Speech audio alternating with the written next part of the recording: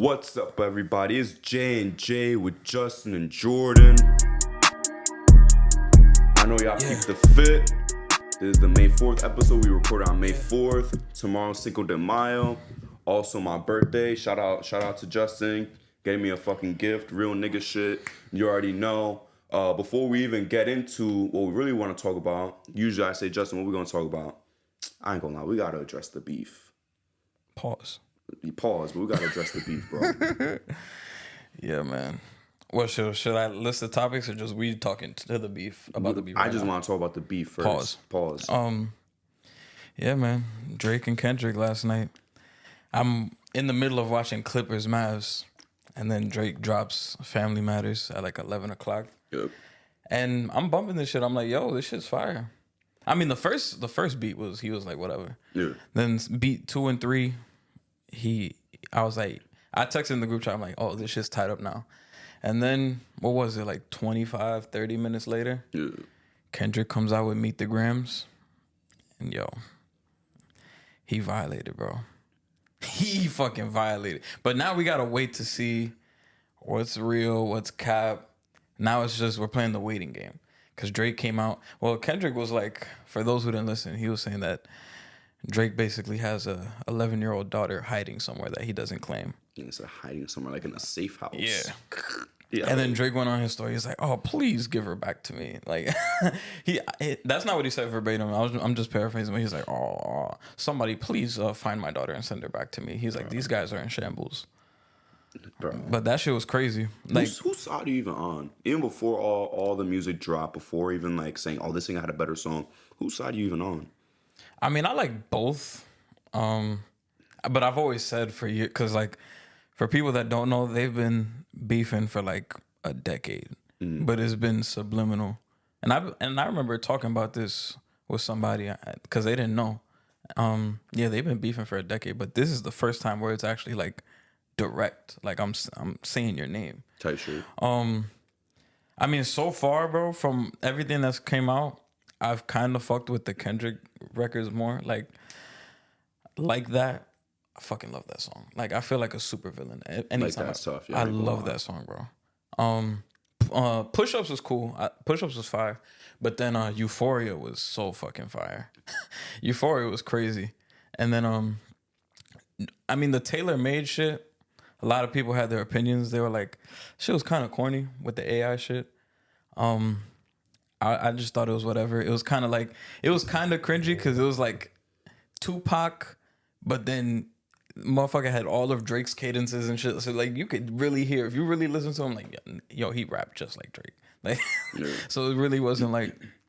But then Family Matters was cool. But then fucking Kendrick came out like the Boogeyman and fucking Meet the Grams. Oh, there was another one I forgot to mention. It was the 616 in LA. Yo, that one, I'm not gonna lie, I listened to it like very briefly. Like I know some people are like, yo, he was talking some shit on there. I'm not gonna lie, I can't give an opinion on that song because I listened to it for like 2 minutes. The beat was kind of just like whatever. I'll probably have to go back to that one because I've seen some people talking about it, but I didn't really like dive into that one.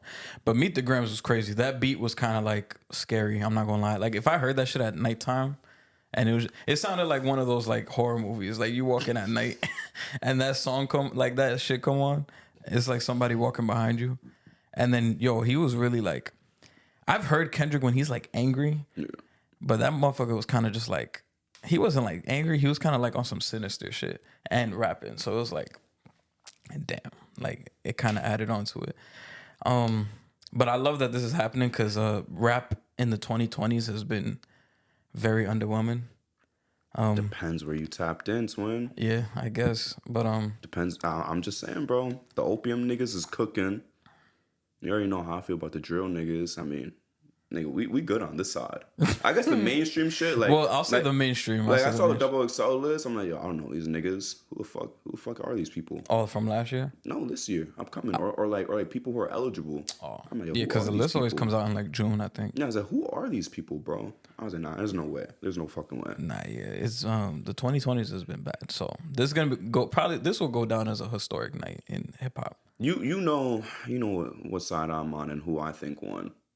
You already know, nigga. The Drake side. Yeah, but it's like, I ain't gonna lie, because I ain't been tapped in, but you know why I think he won. Nigga Drake said, fuck the big three. It's just the big D, nigga. And you know what? And he said there's evidence. I gotta give him the W no matter what. I don't give a fuck. Kendrick could cook this nigga. This ain't Drake said. It's the big D. And just, you already know, bro. When you when you waving your shit on a private jet and you acknowledging that shit in the beef, nah, you won. But honestly, this one hasn't even been. I can see where you're coming from because like you really like tapped into this shit. I think the Quavo Chris Brown shit's harder. I ain't gonna lie. Yo, that's just harder. Quavo is lucky. That one I'm tapped into. I'm not caught up all the way, but Quavo's kind of lucky that the Kendrick and Drake shit is going on. Because cooked. Nigga, if you lose to Chris Brown, you saw the concert? Yeah, nigga. He's doing some 50 Cent shit. No, he's getting cooked, bro. Yeah, I'm sorry, bro. If you lose to Chris Brown, that's bad, bro. Chris Brown is cooking him. No, I mean, it's not even like a slight to Chris Brown. Like Chris Brown is like fucking Chris Brown. But he's not a rapper. He's not a rapper. He is a singer, R&B dancer. Before he's a rapper. Before a rap, like he got rapping skills. Like he's capable. He's very capable. That nigga good at everything. Unfortunately. Yeah, like. He's cooking you, bro. Nigga play football too. And I hate nigga could dunk. I hate Chris Brown, bro. They give Chris Brown all the fucking attributes, my nigga. I ain't gonna lie. But nah, that beef is. I feel like that's the one I've been tapped into because I'm like, damn, man, he said he fucked your bitch when y'all was together. Yeah, that was crazy. I was like, oh nah, he's cooking him. Then the concert shit. It's like, because you know Drake and Kendrick can't do what happened to Quavo with the fucking concert being empty, basically. That's just never gonna happen. Yeah, you can't do that. Like, well, Drake got the buying power to do that shit. I ain't gonna lie, but I don't think he's gonna do it. Just like Kendrick's at a show and he just buys he could buy every fucking seat, but he's not gonna do some shit like that. Nah, you feel me? I don't know though. I mean, the beef is the beef. Like you said, it is good for like hip hop and shit. I just feel like when it comes to like mainstream beefs, like they're not gonna do nothing. They're gonna diss each other, but they never gonna knuckle up. When was the last time we seen a celebrity knuckle up? Frank Ocean knocking out Chris Brown's fucking bodyguard? And that was like 10 years ago. Oh, shit. But I was like 10 years ago. Yeah. I like this, though, when it's just like rap back and forth. I don't know. I'm just saying, K-Flock killed a nigga, bro. K-Flock killed a nigga he was beefing with. And the other nigga he was beefing with, saying that he was going to kill him, that nigga got shot in the head in a fucking Uber on the phone. That, I ain't gonna lie, that's real beef. And to address what you said before the show, like, you made a good point. Like, I don't know, this was weeks ago, but it's still in tune with the beef. How did J. Cole apologize, bro, for like a regular diss track? And like you said, the drill niggas that are making fun of niggas' dead brothers and shit, they never apologize. And they never will. Nah, yeah. So what type of pussy ass shit was that? Yeah, J. Cole, a.k.a. Tobias Harris. J. Cole was like, your album was whack. Like, that's really, he wasn't really saying no crazy shit. He's like, I thought your last album was whack. Meanwhile, niggas across the bridge, it's like, and we smoking on blah, blah, like whoever, bro. Like, I could understand niggas out, reenacting niggas getting killed. Like, that's crazy. Nah, I was going to say one Drake line that was crazy, but I'm not going to say it on the show. Go ahead. I'll say that. Nah, I'll say it after. Go ahead. Nah. We're going to bleep it out. Nah. We'll edit it like the IG story. Oh my God. All right, man. Let's get back into basketball though. That was like quick little culture thing. We had to address it. We had to. Yeah. But what were we talking about, JV? Yeah, so today we will be talking about the Pacers eliminated the Bucks in 6 games. Yep. That happened. We had Knicks Sixers. The Knicks eliminated the Sixers on Thursday. The Knicks will not play the Pacers on Monday night for the semifinals. Lakers fired Darvin Ham. Yeah, bum. Well, obviously Celtics eliminated the Heat. They're advancing. We don't gotta address that one. Yeah, we don't even gotta. That's gonna be like 2 minutes. We got Magic versus Cavs, Game 7. So I think that's the only Game 7, right? Yeah. Everybody's advanced. Unfortunately, that's the only series we can't predict today, which is kind of a basis of the episode. Today is basically a round 2 preview prediction, and then I guess we'll tap in a little bit on the Magic Cavs Game 7, and then talk about the Lakers. Yeah, there's gonna be a good episode, everybody. I think not only we're gonna be previewing round 2. Quick little wrap up of round 1. I mean, let's be real. We're not going to really address the Pelicans being booted out. They could get a couple of minutes. Heat getting booted. They could get a couple of minutes. But it's like the Lakers, Like the way that they lost 2 buzzer beaters in the series, gotta address that. Gotta address Darvin Ham. Gotta address what they do in the future.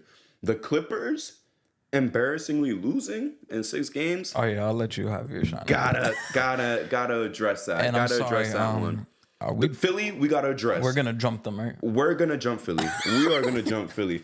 I don't know if you've seen Jujutsu Kaisen, or at least the clip where it's 2 niggas punching this dude, taking turns punching this dude, and he's just flipping back and forth before he freaks the fuck out. That's about to be us with Philly.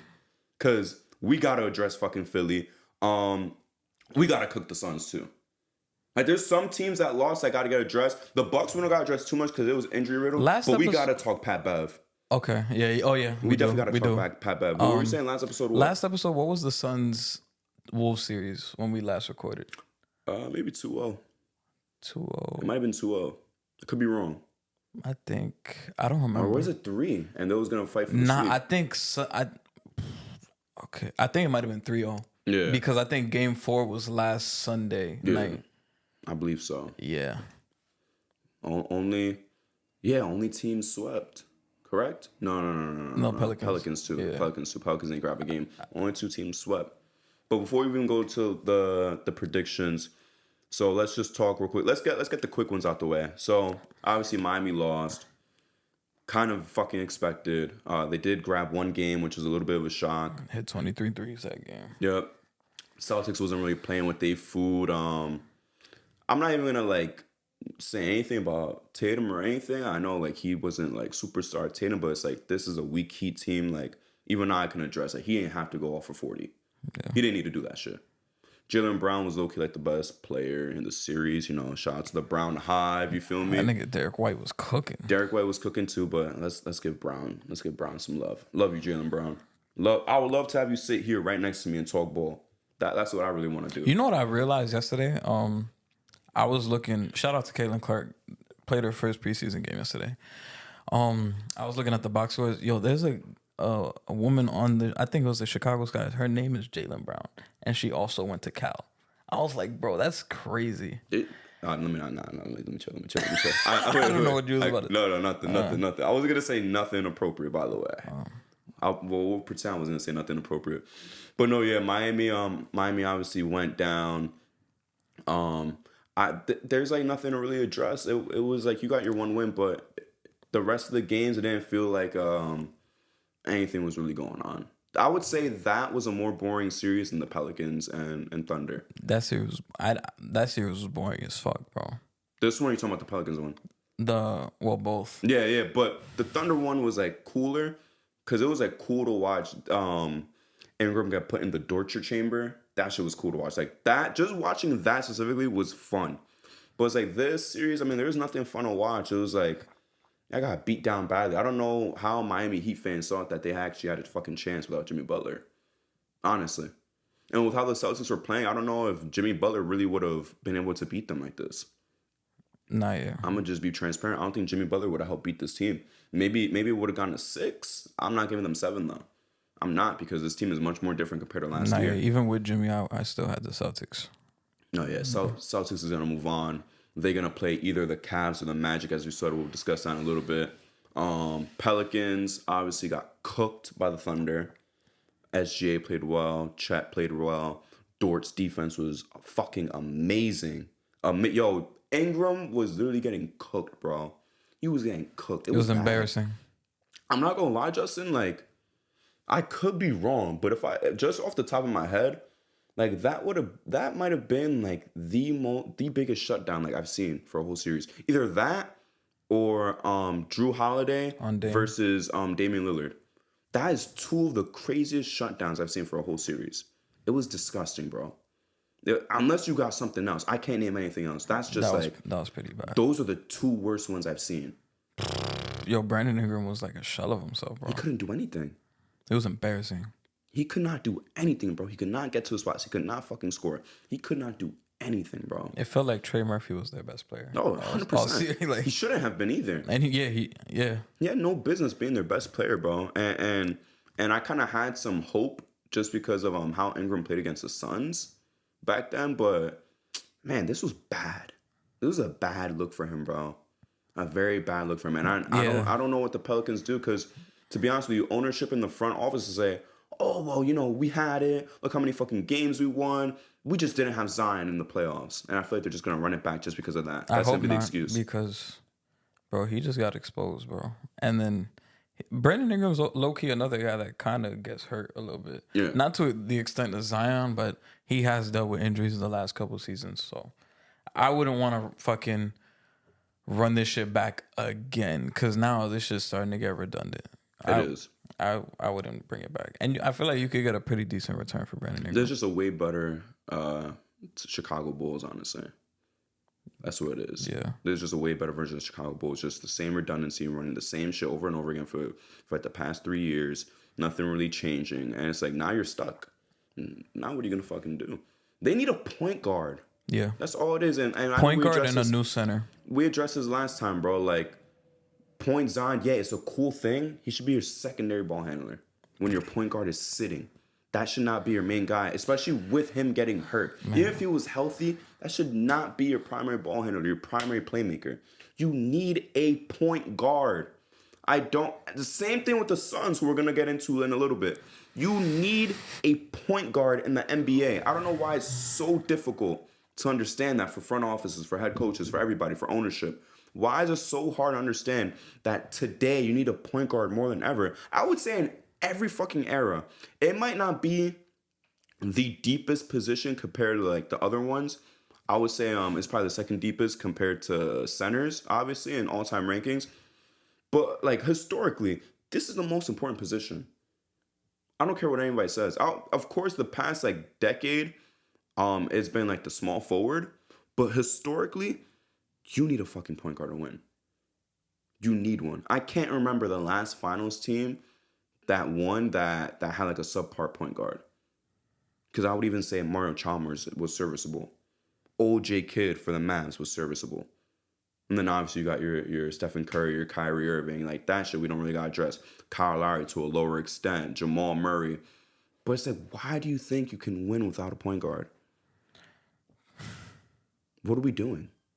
Running point CJ? Bro, he's a shot creator. He creates his own shot. He's not a playmaker. He's never been a playmaker for his whole career, which is okay. That's not his game. That's fine. That's not a critique on him.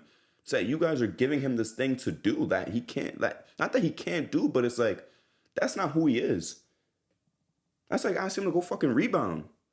Yeah. I'm not going to shit on him for averaging 3-4 rebounds. That's not his fucking game. That's not his role.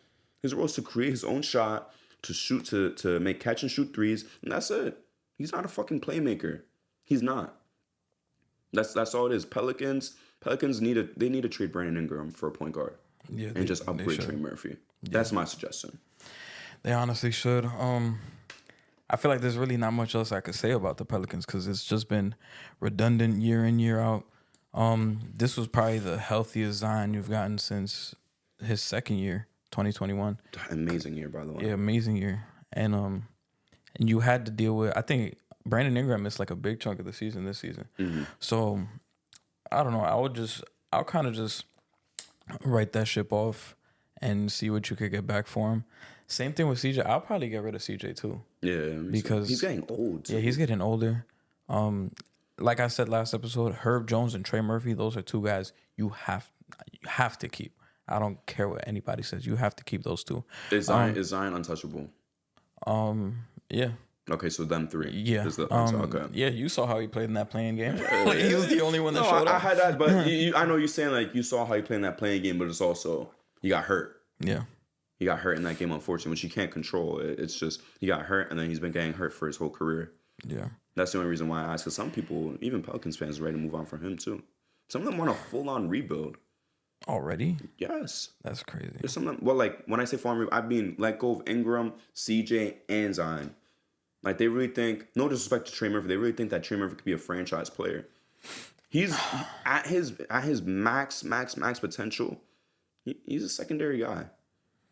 Yeah, I feel like, well, if you keep Murphy and Jones, I feel like at the very best, Murphy could probably be like your second best player on a championship team. Well, I don't know about championship. Oh yeah, I'm guessing it. Playoff team. Playoff team. Yeah, he could be your second. Solid, Championship. like a team that makes the playoffs every fucking year Yeah, for like the next 6 years. Yeah, he could be your second. A championship team, third guy. Yeah. Yeah. I'm comfortable saying championship team means the third guy, but like on a playoff, like on a steady playoff team, like for example, like let's say like the Blazers, for example, right? For like the last decade. Yeah. CJ McCollum is a great second guy for a consistent playoff team. Can't be your second best guy for a championship. Yeah. That's kind of like the way with like Trey Murphy, I guess you could say. Yeah. Second best guy on a consistent playoff team, not the guy who you want to be as your second best guy when you're trying to win a championship. Yeah. I'll say that much. Yeah, that's true. But I think a full-on rebuild is not the answer. I would say just retooling. See what you could get for BI and CJ, and then move forward. All it takes is a retool, cause yeah, you want to get rid of Zion, but like you don't get Zions don't grow on trees, like, and you guys. I mean, I know it's controversial. I like to bring it up a lot, but you guys got lucky with that draft lottery. That shit was rigged. No, 100%. So be grateful you got that, cause. But it's okay. We came out on the better side. Yeah. So shockingly came out better on the other fucking side, bro. It was dark, bro. It was dark. And we was getting cooked. They're like, look at the Pelicans' future, and they're like, they got Zion, they got all these picks. Look at all these young players they got from LA. And then the people were laughing at the Knicks because we're supposed to get the first pick. We were the worst fucking team in the league. We're 17-65. And all they got from it was RJ Barrett. We just turned RJ Barrett into, you know what's crazy? OG. A stat that I saw. Zion is the only lottery pick from that draft to not play in the playoffs. Oh. Yeah. Damn, wow. Yeah. That's crazy. Yeah, even Cam Reddish, yeah, technically. Even Cam Reddish, yeah. Cam Reddish, not for the Lakers, but for the Hawks. He had that crazy game. Yeah, that's true. Damn, no, that's sad. Yeah. And it's not even because like his team's been ass. It's just he's not there. Yeah, he's just not there. He's not fucking playing, bro. Yeah. Yeah, you that's a team you definitely gotta move on to retooling. Yeah. Let's talk about the Suns real quick, bro. They're in hell. They're in hell. Speculations as well of Devin Booker wanting to go to the Knicks. I don't know how seriously I'm gonna take that. Hey, man. Would be a much better fit than Donovan Mitchell. Hey, I will welcome that man with open arms. For what? Oh, what are we giving up? Shit. I do not want to give up Josh Hart. That's the thing. I don't want to give up Josh Hart, Devo, or Deuce, obviously, but it's like we gotta give shit up to get shit. I'll give up Deuce. I'm sorry. You're bugging. I love Deuce. With how Deuce has been playing, bro, you're bugging out. I'll give up Deuce. Justin, for Devin Booker? It's not even about like for Devin Booker. Like, to be honest with you, Bojan would probably have to go too. I would let go of Devo before Deuce. I wouldn't be mad at that, honestly. And obviously, you got to give up Randall to match the money because you got to get money somewhere. And Devo has way more money than Deuce. Deuce is making like $10 fucking. Deuce is making as much money as me a year. He is. Like, basically, like, not literally, but it's like, bro, they robbed him. Robbed him blind, bro.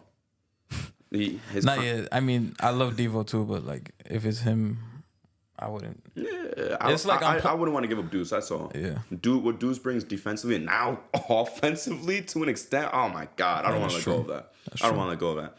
But it's like Kevin Durant. Can you really ask out again? I mean, this is the team you asked for. I mean, you spent a year and a half in Brooklyn playing wise, correct? No. He played 2.5 seasons for Brooklyn. One of them, he obviously missed the whole entire year. He played 2.5 seasons with Brooklyn. Don't even get to the conference finals. Don't even get to the fucking conference finals. You asked to go to this team. Can't even make the conference finals. You got fucking swept. The Heat got a game against the fucking Celtics. The Heat got a game against the Boston Celtics. You could not get one. And this is the second time, Justin, since leaving the Warriors, you got swept. This is the second time. Because remember, you couldn't get a game against the Celtics when you were on the Nets. You got swept there too. You come to Phoenix. You asked to come to Phoenix. You get swept again. Another sweep. With Devin Booker and Bradley Beal on your team. A potential Hall of Famer and a Hall of Very Good guy. And then yourself, an all-time great, a so-called top 25, top 20 player. You can't grab one game where Towns isn't being dominant. This is a Towns that's just coming back from injury. Ant-Man is Ant-Man, of course. All due respect to Ant-Man. One of the best players in the league, and now he's really proving his worth as a playoff player. But it's like you're Kevin Durant and you're Devin Booker, and to a lower extent, you're Bradley Beal. Holy fuck, Bradley Beal played like shit. Play like straight garbage. Yeah. Again, I don't know, another team, why do you not have a point guard? Why do you not have a point guard? At this point, Cam Payne could help these niggas. Yeah. Seriously. He could. And Cam Payne's not even like that. He's not like that. The shit he did for the Sixers, wow, he made a couple of threes against the Knicks, whatever. He was getting DMPs the first 2 games. Yeah, that's what I'm saying. He is not like that, bro. And he would help your team tremendously right now. And you saw KD's comments? Yes, I saw KD's comments. Yeah, that shit was crazy. Yes, I saw KD's comments, That nigga. shit was crazy. I don't know what NBA teams are doing, bro. Why do you think you could really make a push for a championship with no point guard? And you know what's funny? Frank Vogel went to the front office and said, I need a point guard. Yes. And Matt Ishbia was like, no. He's like, no. What you're gonna get is Bradley Beal. He's like, we got Bradley Beal. You should be good. There's no excuse. Bradley Beal has never played point guard. In his life. Ever. He played with John Wall and then Westbrook. Yeah. And then even after Westbrook left, he was not forced to play point guard. He was not the point guard of the team. No. So what are we doing? What are NBA free offenses, front offices doing? I'm confused. I'm lost. To be honest with you, I'm lost. I don't know what's going on. It's the new owner syndrome. 100%. Yeah. 100%. Shiny new toy. Thirsty to make new moves. You let go of Chris Paul, and like Chris Paul not even like that this year. But say you let go of Chris Paul for Bradley Beal. Chris Paul would have helped this team more than Bradley Beal. Yeah. Honestly. And this is not a team that should have been swept. We said, I think we both picked Timberwolves in 7 or in 6. I had Timberwolves in 7. A sweep. Yeah. I mean, we knew the Timberwolves were going to win, but a sweep. Yeah. Jaden McDaniels cooking, putting niggas in prison. Yo, and I feel bad for Devin Booker, by the way, before even what you say. Because that last game, bro. And it kind of makes me mad, like the comments that come out right after they get swept. Like you had an anonymous player tell Shams that like, oh, Frank Vogel was cursing us out, and we had to hold back our laughter because, oh, he didn't really like that. Niggas He was getting like out of this. character. Like he was doing the dequan. They were doing the decon shit, just being like this. They're like, oh no, I'm just biting my nails. Yeah. I'm not gonna lie. They was doing this one. I've never done. That's crazy. That one he's done. He's done this one. They was hitting all that shit. You know Bradley Beal was like this. I feel like it was Bradley Beal who leaked it too. I think it was him. We'll never know. It could be. I mean, you saw him on the sideline. But Frank yeah. Vogel really tried to give him a high five. Just walk past. Oh yeah, that he nigga. said that shit. Yeah, come and on. yeah, it was that shit. And then I have this quote from Ishbia. He was like, ask the other 29 GMs. 26 of them would trade their whole team for our team, our draft picks, and everything as is. This nigga, I almost said the R word. Is he stupid? Is he stupid? I don't know. So apparently Ishbia thinks he's doing something right. Just the Wizards and Pistons and Hornets. Yeah. Nobody else. Not even the Spurs is doing that shit. I don't know if that's him just... He's trying to just like You not gotta talk up his guys, no matter what. I don't know if that's him just not taking accountability, because I guess if he goes out there and say, oh yeah, I fucked up, then it looks bad, and then he's just trying to keep it positive. I don't know what it is. Me personally, from what I see, I think he genuinely thinks like, oh, I did that shit. Like He really thought he put it on. He really thought putting on fucking red jeans with a purple t-shirt, orange sneakers was him putting it on. Nah, yeah, I feel like he really thought he did that shit, and I see the reports where people are like, Devin Booker wants to be like Kobe, follow in his footsteps and stay with one team. I'm like, I'm sorry, Devin Booker, if you do that shit, you're stupid, because there's no end in sight. I feel like with this. Why are we still doing the Kobe shit? Yeah, bro? because I'm like, bro, Bradley Beal, his trade value has tanked. Nobody's taking on that contract. I don't think there's a single team that would take that shit. Not Yeah. even if they had draft picks. Yeah, I don't even know how much years left on his deal there is. And then Kevin Durant, I mean, And no trade clause, by the way, too. and no So trade. you literally So, can't even move him. Yeah, he has to accept whether he's going to the team or not. So you're basically stuck with Bradley Beal. Kevin Durant, I wouldn't be surprised if he requests a trade. But like, he's 35, I think. I believe Or so. he's going to turn 36 in September. So what you get back for him it's never gonna be as good as Kevin Durant. It's probably gonna be a little bit worse. So, and we've seen Devin Booker. We talked about it last episode. We saw him on those shitty ass Phoenix teams for a few years, and then finally he got a taste of the finals. And then the year after that, they were a 60-win team, and now look at this. They're back to being bad. Shit. And it's trending in that direction. Do you really want to stay there because your idol thugged it out? Realistically, Kobe really thugged it out for what, 2 years? And the thing is, too, like, Kobe requested a trade. What a lot of people fucking forget, too, about the Kobe shit. Saying he requested a trade. Not only did he request a trade, but in a playoff game, he was being such a diva. This nigga didn't shoot the ball for the whole second half. I remember that. So let's not pretend like this nigga's perfect and perfectly loyal. You want to talk about, like, real loyal niggas that never request a trade, nothing, bro? It's your Dirks. It's your Tim Duncans. Obviously, your Ginobili's. TP left, you know. But that's it. Yeah. That's really it. Your Birds, your Magics. Yeah, I would have threw D-Wade in there until Pat Riley did him dirty. Yeah. It's like, those are like the real loyal niggas that never requested a trade. Yeah. When did we hear Dirk say, I want to request a trade? When he had bad teams around him and he actually carried. He didn't pull no stunt like that. Yeah. Never in his life. After losing to an AC, he didn't say, damn, I got to get the fuck out of here. Yeah. And the thing is, too, didn't Devin Booker himself say, yo, y'all got to stop comparing me to Kobe? Like, I'm trying to do my own thing. He literally said that years ago. Yeah. So why is this shit coming out now? Like, oh, Devin Booker wants to be like Kobe. Tired of that shit, bro. It's a contact between him and Jason Tatum. So I mean, those reports didn't come from Booker himself, but speculation. I think it's stupid to do that. I'm like, bro, this team is trending in the wrong direction. He's fucked. Like those glory days you just had, it's probably not like. But Devin Booker's what, like 28 right now? He's very young, yeah. I think he's 28. He might be 27, 28. Bro, they're not gonna fix shit until you probably like 34. Like, I would get out now, and he's in the prime of his very athletic prime. He's in the prime of his career, entering it, if anything. Yeah, entering it most likely. You don't want to wait around. It was cool when you was 18, 19, because it was gonna take some time to build and shit. But now, bro, you're in the prime of your career, so I wouldn't fucking waste my time there. Like, fuck that. Yeah, bro, it's unfortunate, and that's why I want to ask you real quick. Like, even just now, and for what most likely what the future's gonna look like, where would you even rank Bradley Beal's contract on the worst? Who are the other contenders? You got Gilbert Arenas, who got hurt and shit, obviously. Who else has had a pretty bad fucking contract? I'm trying to think of really bad fucking contracts, bro. Like, that Gil one is the first one to come up. The 62 mil one?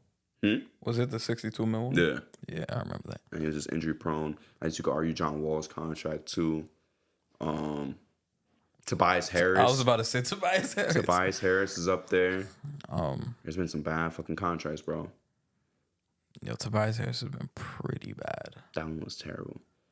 Which we're about to talk about in a little bit, but that was terrible. That was bad, bro. But my thing is, like, the Sixers could trade him whenever they wanted.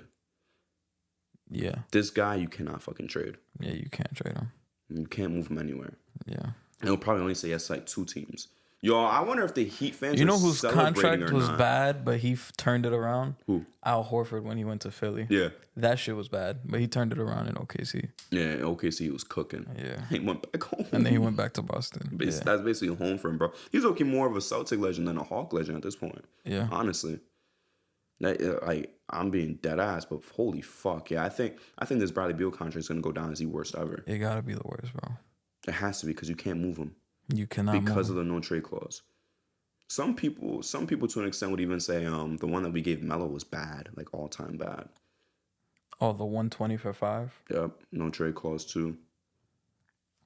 But I don't think the Melo one is as bad as this.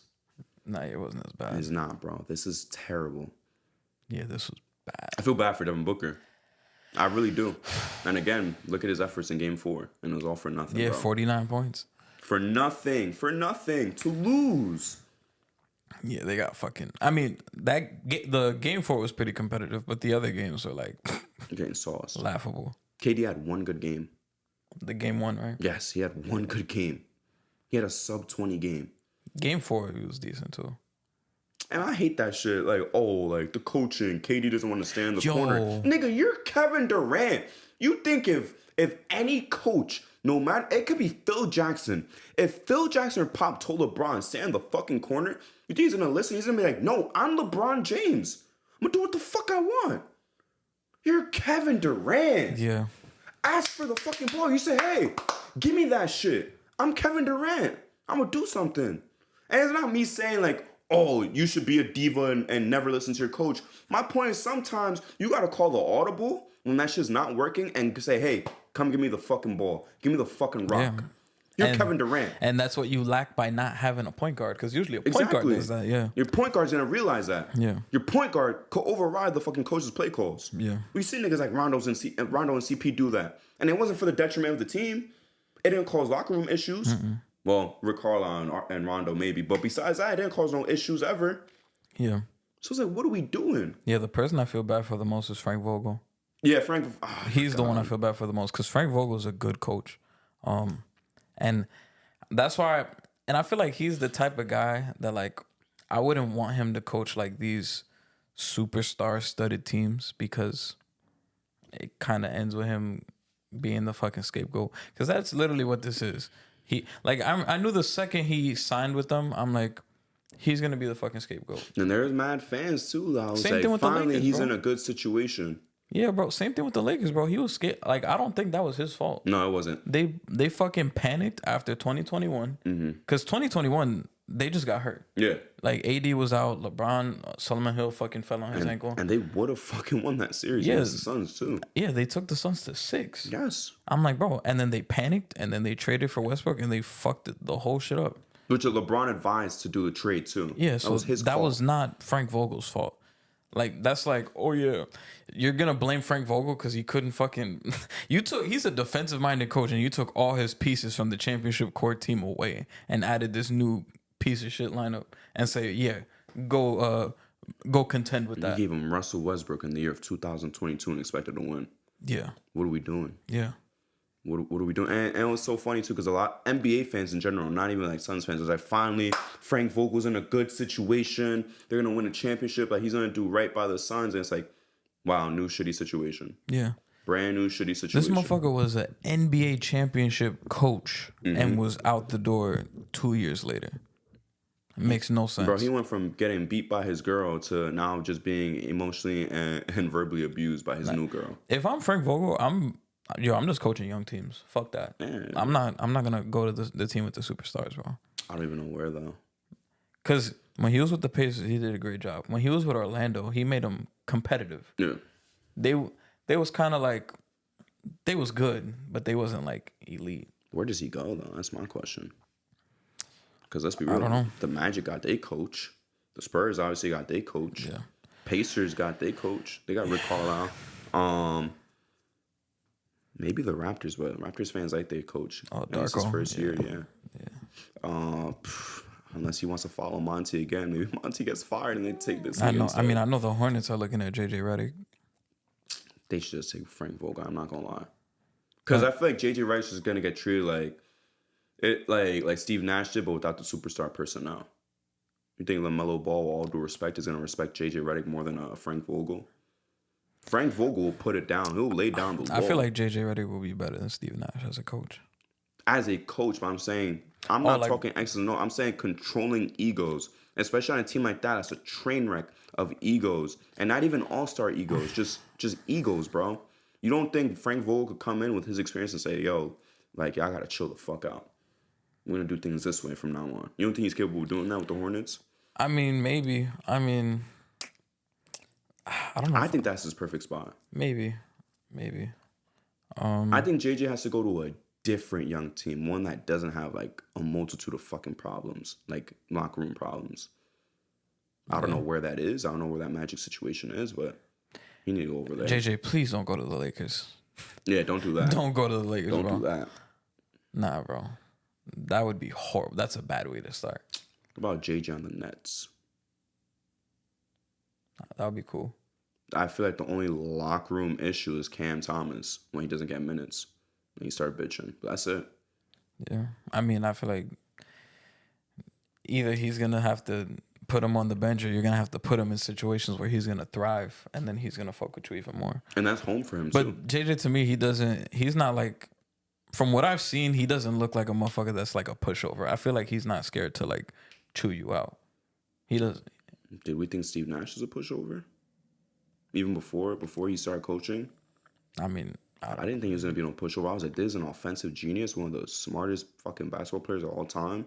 This is gonna work out well. Look at the pieces with him, and look, yeah, ran the fuck over. Yeah, that mostly had to do with the egos and shit. Yeah, but that's what I'm saying. I don't want him in Charlotte. Yeah, but like Cam Thomas, motherfucker, like Cam Thomas, that's different. Like, but I'm saying like the Hornets, I'm like, that's a terrible situation for him. That's a terrible first job. Maybe, yeah. Like, I don't think that should be any team, any coach's first job. Yeah, because Steve Nash was walking in with fucking Kevin Durant and Kyrie and Harden. And Kyrie was, well, at first it was just them two, and then but Kyrie was making statements like, you don't need a coach. Like, they was looking at Steve Nash like the homie. Like, they wasn't looking at him like the coach. Yeah. So I think with the Nets, I mean, they don't have nobody to that caliber of like player. So I don't think there'll be any issue of them like looking at him like, oh yeah, he's the homie. Nah, yeah, I feel you. I see you got the Knicks jersey on, Justin. I think we should put it right in the middle. Beat Philly in 6. Unfortunately, it wasn't 5. That was my prediction too. Philly, us in 6. Yeah, we both said that. Yeah. We both said Knicks in 6. I mean, we're right for the prediction, but man, we could have won in 5. Yeah, I'm a little bit upset.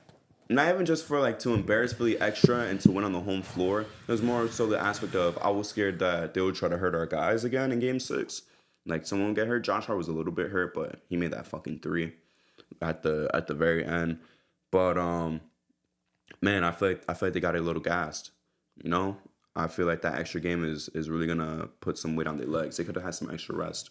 Yeah, a lot of extra rest. A lot of fucking extra rest, Justin. And that was the Game 5 was Tuesday or Monday? Tuesday. We would have had from now until Monday to rest. Could you imagine a whole fucking week? Yeah. And you know how much Josh Hart played? If it went to 7, would the first game still be on Monday? Or would they have pushed it back a day? I don't know. Couldn't tell you. Maybe they would have pushed it back one day, but it's like we still had to wait for the Pacers or Bucks series to be over. Since we finished at the same time, yeah, we have like the equal amount of rest. We could have had more rest is kind of my point. You feel me? So, I mean, even if it was on Monday, the Pacers get more rest. I think no matter what day they put it, the Pacers would have more rest just because they would have that extra day on us, regardless. You know what I'm saying? How they have the extra day? Because did we play on the same day as them? We played the same day. No, yeah, I'm tripping. Yeah, I'm tripping out then. I thought they played the day before. But no, we cooked Philly. I'm going to just say it like that. We cooked Philly in this series, which is a bold fucking lie because our total points is we won by 1. Our total points was by 1. We did not cook Philly. But when I say that we cooked Philly, it was a sense of giving that middle finger to niggas like Paul Reed, niggas like Draymond Green, niggas like Embiid. You feel me? Niggas like Shaq. Shaq who want to get all in his feelings after that game. I didn't see after, but I saw before the game. It was like, Philly blowout. I guarantee it. Yeah, but after, he was like mad quiet. Like, he didn't want to say much. Fuck you, Shaq. Yo. Fuck Paul Reed, too. Nigga, it's fuck Paul Reed. It's fuck Draymond. Fuck Shaq. Fuck Philly cheesesteaks. Fuck the Phillies. Fuck the Eagles. It's Big Embiid to my dick, nigga. Deadass. Fuck them. Fuck Philly. Fuck Philly. Fuck Embiid. And I'm going to say one thing real quick, too. I'm tired of this, if Embiid was healthy. When the fuck have we seen healthy Embiid in the playoffs? That nigga's never been healthy. Let me know, Justin. When have we ever seen healthy Embiid in the playoffs? The bubble. And what makes this excuse even worse? What makes this excuse way fucking worse is imagine healthy Embiid out there. We're missing an all-NBA talent from our lineup. He's not playing at 70%. He's not playing. When y'all was doubling Jalen Brunson and shit in the last game, that doesn't happen with Julius Randle out there. It doesn't happen. Oh, but Embiid has Bell's palsy, his knee hurts, blah, blah, blah. Look, he could barely jump off the floor. This nigga's sitting down. What Julius Randle's sitting down. So I'm tired of the Philly excuses. The Philly fans excuses if he was healthy. We hear that shit every year. If he was healthy. If he was healthy. If Embiid's healthy, we win this game. If Embiid was healthy, we win this championship in this year. If this, if that. I don't give a fuck, bro. Y'all lost. You lost. You lost to a team missing they second all-star, and y'all asked for this matchup. Paul Reed wanted to talk shit. Did Draymond even react to the series win? I don't know. I would love to see what that bitch-ass nigga said. Talking about, of course we want to see the Knicks. Oh, they're going to beat the Knicks. They'll beat the Knicks. Get the fuck out of here. Get the fuck out of here, bro. Josh Hart, beautiful fucking 3. OG Anunoby, thank you for putting your dick in this nigga's Embiid's fucking chest, nigga. Nigga said, nope. Yeah, I'm not gonna lie. I was tight he didn't take that 3. I was too. I was like, shoot that shit, you're wide open. I was like, you better fucking finish. Yeah, and he dunked bro. it. I was like, oh shit. It wasn't even about the finish. Even him, if he made that shot, I was gonna be tired. I was like, yo, take the 3. This nigga got the fucking boom on Embiid. That's an all-time. He boomed that nigga. That's gonna go down in Knicks history. He boomed him, bro. Crazy. That is gonna be like viewed as the dunk part 2, because you know the OG dunk is John is on Starks, yeah. is on MJ. That's gonna be the dunk part 2. That's the sequel.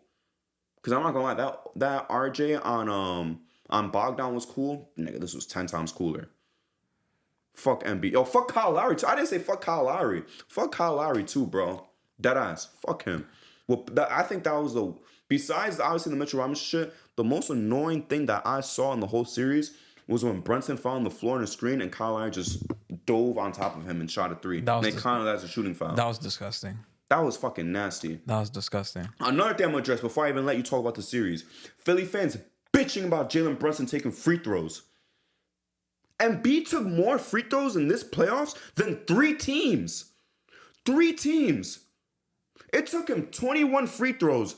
Him, Embiid, 21 free throws versus the Knicks 19 to get 50 fucking points. I don't want to hear any excuses from Philly fans. Y'all got cooked. Y'all got cooked. Buddy Hield came to the rescue for half of the fucking game. Then what happened? Buddy Hield watched the pod. Took that dumbass shot. He does watch the pod. He told me. He actually DM'd me on IG. Took that dumbass fucking shot. You had time. You would have thought they had 1 second left with that shot he took. No. They had like 4 seconds. They had 3.5, 4 seconds. Like damn near 4. It was like 3.7, 3.8. Yeah, you basically had 4 seconds. And you that was took like the worst like game. We even had time to rebound that shit and everything. Yeah, Josh Hart grabbed it and put it on the floor. Yeah, and the buzzer sounded like. Nah, hold up. Also too, that Jalen Brunson and 1 where he looked up at the Nova fucking banners. I was like, yo, that's hard. That's a hard fucking moment, bro. Imagine he was like. Yo, imagine he was like, and he looks down his fingers and he goes like that too for the Knicks. He has a 3rd finger. That would have been fucking hype too. I'm proud. I'm proud of these boys. I'm very, very proud of the fucking team. This definitely made up for the collapse in Game 5. Man, I have a lot to say. Go ahead, nigga. I'm not even gonna talk. You could take 30 minutes if you want. I have a lot to say.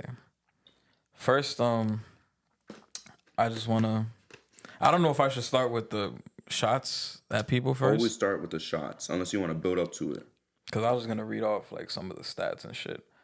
I'll start off with the stats, and then I'll go into the shots. So, the things I wrote down, man. Jalen Brunson, unbelievable this series. I'm watching these games, and I'm like, yo, this motherfucker, how can you not say this man's not a superstar? The shit that he's doing in these playoffs. First 2 games, we know he played bad, but game 3 on, motherfuckers averaging 41.7 points per game. 35.5 in the playoffs so far. Yeah. After those shitty games. Yeah. It's crazy. Leading the playoffs. Yeah, and he had 3 straight 40-point games. And I saw a stat where it was like him and Michael Jordan and Elgin Baylor. Like, it was some crazy shit. I forgot what the exact stat was. I think it was 3 consecutive 40-point games. Might have been that. I have here in my notes, I never want to trade Josh Hart. It's funny how the series started with Josh Hart hitting 4 threes, and it ended with Josh Hart hitting a 3 in your mouth in Philly. And Nick Nurse decided, and I hate fucking Philly fans that are like, this nigga was a 30% shooter the whole season, and he's having an out of body experience. I'm like, yo, y'all just stopped guarding him. Like, you're leaving him wide open. He made 4 threes for 3 straight games, the first 3 games. Yeah, in each game. I'm like, you would think that like, okay, we have to adjust. Like, any team, I'm like, all right, if the guy we're leaving open, by the time he hits the third one, we're like, okay, we gotta adjust, because that's what really opened up the game. Because the first two games, they were really emphasizing, okay, we're not gonna let Brunson beat us. We're gonna play this 1-2-2 set, have Oubre on him the whole time. Any side he decides to drive, we're gonna send another guy at him. And they had the size. I kind of underestimated. I'm not gonna lie. I underestimated the personnel that Philly had to throw at Brunson, and it bothered him. Yeah, Oubre is great defensively. Yeah, but Josh Hart, shout out to him. He stepped up in game one. Deuce McBride stepped up in game one, and then we had DiVincenzo step up in game two. So the others were really helping us, and then Nick Nurse had to adjust and say, "All right, we're gonna have to play off a little bit." And then we saw Brunson start cooking for the remainder of the series. And we saw the 3 consecutive 40 balls. To me personally, I know this. He had a great. I mean, that game 6 was fucking great from Brunson, but to me, that game 4 was like some legendary shit. The 47-10 in Philly. The record, bro. To me, that was like some. Like I remember that episode we were talking about like LeBron's best games like of his career. To me, that's like a all-time Knicks, Jalen Brunson. That game 4 in Philly that we went up 3-1. Yo, that shit was crazy. That's his best game ever. That's better than the 60. Yeah. That's better than anything he did last playoffs, even though he cooked the Heat and he cooked the Cavs. The game 6 was good too. The game 6 was fire. It was great. It was great. But to me, that game 4 was his best game. The fucking record. It was crazy, bro. And also, I want to point out that game 4, legendary OG game. Mitchell Robinson was out because this bitch ass nigga Embiid wanted to pull his legs in game 3, and then he fucked up his ankle. So Mitchell Robinson was out. Hartenstein got 5 fouls in the third quarter. So we had no choice. We had to put Precious Achiuwa in. And shout out to Precious Achiuwa, because in his minutes, he fucking delivered. He had 4 blocks. And then we had OG on Embiid with Precious Achiuwa guarding him. I mean, playing help side. And OG was locking his ass down. To me, that was a all-time like defensive OG game, masterclass coaching from Tibbs. And we had guys stepping up when guys went down. Had something else in mind. Oh, Buddy Hield had 2 points in the entire series before game 6. Yep. And then he dropped 20 points in games. I'm like, no way, bro. Yeah, I was like, damn, we're really going to game 7 I was for in no the car reason. driving home, and I had it when he hit that 3 in the corner. I'm like, bro, no way we're losing to Buddy Hield, bro. It's crazy. You talking about the one with them beating the post and he passed out? Nah, it was the one where he shot it from the corner. He was kind of like fading a little bit, and he hit it. I was like, no fucking way, bro. We're getting cut. Another note I had, Embiid finished the series shooting 23.1% field goal in the fourth quarter. Can't handle it. The lights is too bright. Yeah. It's just a lot to unpack. I'm very proud of this Knicks team. Tom Thibodeau, I'm really fucking proud of you, man. A lot of times when like backs against the wall, he made the fucking adjustments. To me, I mean, he's a lot of people had their doubts about Thibodeau, bro. But he's really proved this series that like all the old, like, you know, the stubbornness and shit he's had, but I feel like he's really figured it out. Like the defensive adjustments he's a lead at that, and he knows the new offenses, the modern day offenses that are working now, and he kind of like implements that. I love that he's stuck with DiVincenzo, because a lot of fans on Twitter were like, oh, we should start Deuce and have Dante come off the bench. I was like, no, don't kill his confidence, because that's really, we're just gonna lose DiVincenzo if we do that. If he's hot, you keep him in. If not, Deuce is gonna come in and close anyway. And shout out to DiVincenzo, because he was struggling outside of game 2 for this entire series, and I was saying it, I'm like, yo, he's due for a game. And he came out, he played all 48 minutes in game 6. He took the assignment to guard Tyrese Maxey, and he did a damn good job. He locked up Maxey. I mean, outside of the fourth quarter, Maxey started doing his thing in the fourth quarter, but quarters 1 through 3, Maxey was in prison. And it's been a very good job from this whole team. I can't say enough. I'm really hyped to have this team. I would love to have Julius Randle on his team. we're winning it for him. Yeah, I hope he don't feel no type of way. Yeah, I hope he don't. No, because I know he loves the team, but also at the same time, like, you want to be out there too winning. Nah, yeah, I don't think he's envious. If you're a competitor, like you want to be out there, especially those games where you're like, "Damn, we lost." Like I could have maybe did something to help us, and I think he would have. There were moments in the series where I'm like, "Yo, we miss Julius Randle," and not necessarily his offense, because that motherfucker. People forget he's a fucking monster on the glass, and just his presence overall. Yeah, too. like you gotta guard him. Yeah, like I don't care what the y'all say. rebounding battle with Hart and Mitch. Imagine if we had Randall. Like we're out rebounding these teams like crazy. If we had Randall in there, that's another motherfucker. That's like a 10 to like 12 rebound guy, along with Hart and Mitch. So that's a lot to take into account. But yeah, shout out to the Knicks, man. We got it done. Philly gave us a fight, but it's time for the fuck yous. It's time for the shots. I don't know who I should start with first. Paul Reed. I don't know why you made those comments saying, "Oh yeah, we wanted the Knicks because of the easier matchup." Nigga, you were like unplayable by the end of the series. You didn't do anything. You barely did anything. So I don't know why you was talking. Fuck you, nigga. Like you should have been on the bench. You did nothing. And you had the audacity to say, "Oh yeah, they're the easier team." Motherfucker, this isn't 2006. Like, I don't know what Knicks you was watching. Watch the film, nigga. If I was you, I'd advise you to pay attention in the film room. And to all these niggas in the comments saying I wouldn't say this to him, if that nigga was sitting in this chair right now and he was like, "But y'all was ass, y'all was the favorable matchup," I'm like, based on what? You wasn't watching the same shit we was watching. We basically out-toughed you the entire series. And it showed because as the series gradually continued, you got less and less minutes.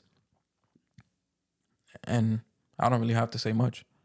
They needed you out there and you disappeared. So, Kyle Lowry, you're a fucking flopper, bro. And I was saying it in the group chat. I'm like, damn, I hate Kyle Lowry.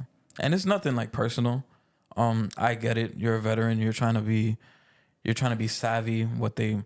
And whatever Doris Burks likes to say on the broadcast. She said a veteran move. Her or somebody else said, what a veteran move. Fucking glazing you. Like, it's crazy. Like, I understand, like, you could bring it up one time, but, like, all the time, damn. But, like, I get it. You're trying to, like, you're playing, like, that desperation basketball, like, trying to keep your team alive. But, like, nigga, you are a flopper, bro. Like, it's ridiculous. Like, leave the theatrics at home. Like, you're pulling all these tricks out the bag. Like, just play basketball, bro. Just play basketball. Like, you're doing all this bullshit, like throwing yourself at people just to get a call. Fucking, yeah, like he said, Brunson was on the ground and you're fucking throwing yourself at him so you could get a foul call. One more thing, too, even though I don't want to interrupt your fuck yous. Also, rushing into a shot after the buzzer just to run into Brunson, then y'all end up knocking knees. Yeah. For no fucking reason. Like, what is that? Yo, just play basketball. And if you don't want to do that, you want to keep doing this shit, nigga, you might as well go retire. Because, like, I don't know what the fuck you're doing. You was definitely the nigga in class that when the teacher was collecting homework, you reminded her. You was that type of nigga. I could already tell. And just, like, fuck you, nigga. Like, why was you doing all that extra shit? Like, and I actually want to say it to the camera. You're a stupid nigga because game 4, you try to do that smart shit and miss the free throw on purpose, but you didn't tell nobody. You was trying to be like, oh, look at me. I'm trying to be smart and try to win us the game. And look where that got you. You fucking lost because you decided to be super smart and super savvy and it bit you in the ass. So I hope the fucking taste of defeat tastes a little bit more sour, nigga. So, who else? Kelly Oubre.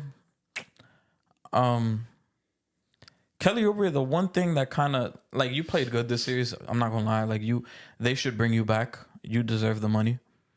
The one thing that kind of, like, got me upset was the comments you made after game 4. Fuck that nigga. Game 4, you were talking about how, well, Brunson just had this masterclass game, and you were like, your comments were, I'm not saying it verbatim, but I'm paraphrasing. You were like, it's not impressive. He took 34 shots. You give anybody 34 shots, they're doing similar things, and he's taking advantage of mismatches and shit. My nigga, for that game, you were the mismatch. I hope you understand that. And let's not act if you give everybody 34 shots, they was doing the same thing. If we gave you 34 shots, you was not putting up an efficient 47 and 10 assists. You wasn't. So let's stop that right there. I don't even have to say anything about that. Who else on this team? Buddy Hield, I'm not going to go at you. I went at you last episode, and you shut me up. You came in this game, and I don't know how much point. I know he had 20 exactly, but that second quarter was really the one where he went crazy. Yep. So I'm not going to say anything to you. Who else? Oh, Tobias Harris, you suck, nigga. Like, you're 30 mil to score 0, nigga. I'll do that shit for free. like I'll do that shit for free. The only difference between me and you is I would have took more shots. I would have took more shots than you. Nick Nurse, the foolery this whole series that you've been talking is crazy. I had a little bit of respect for you as a coach.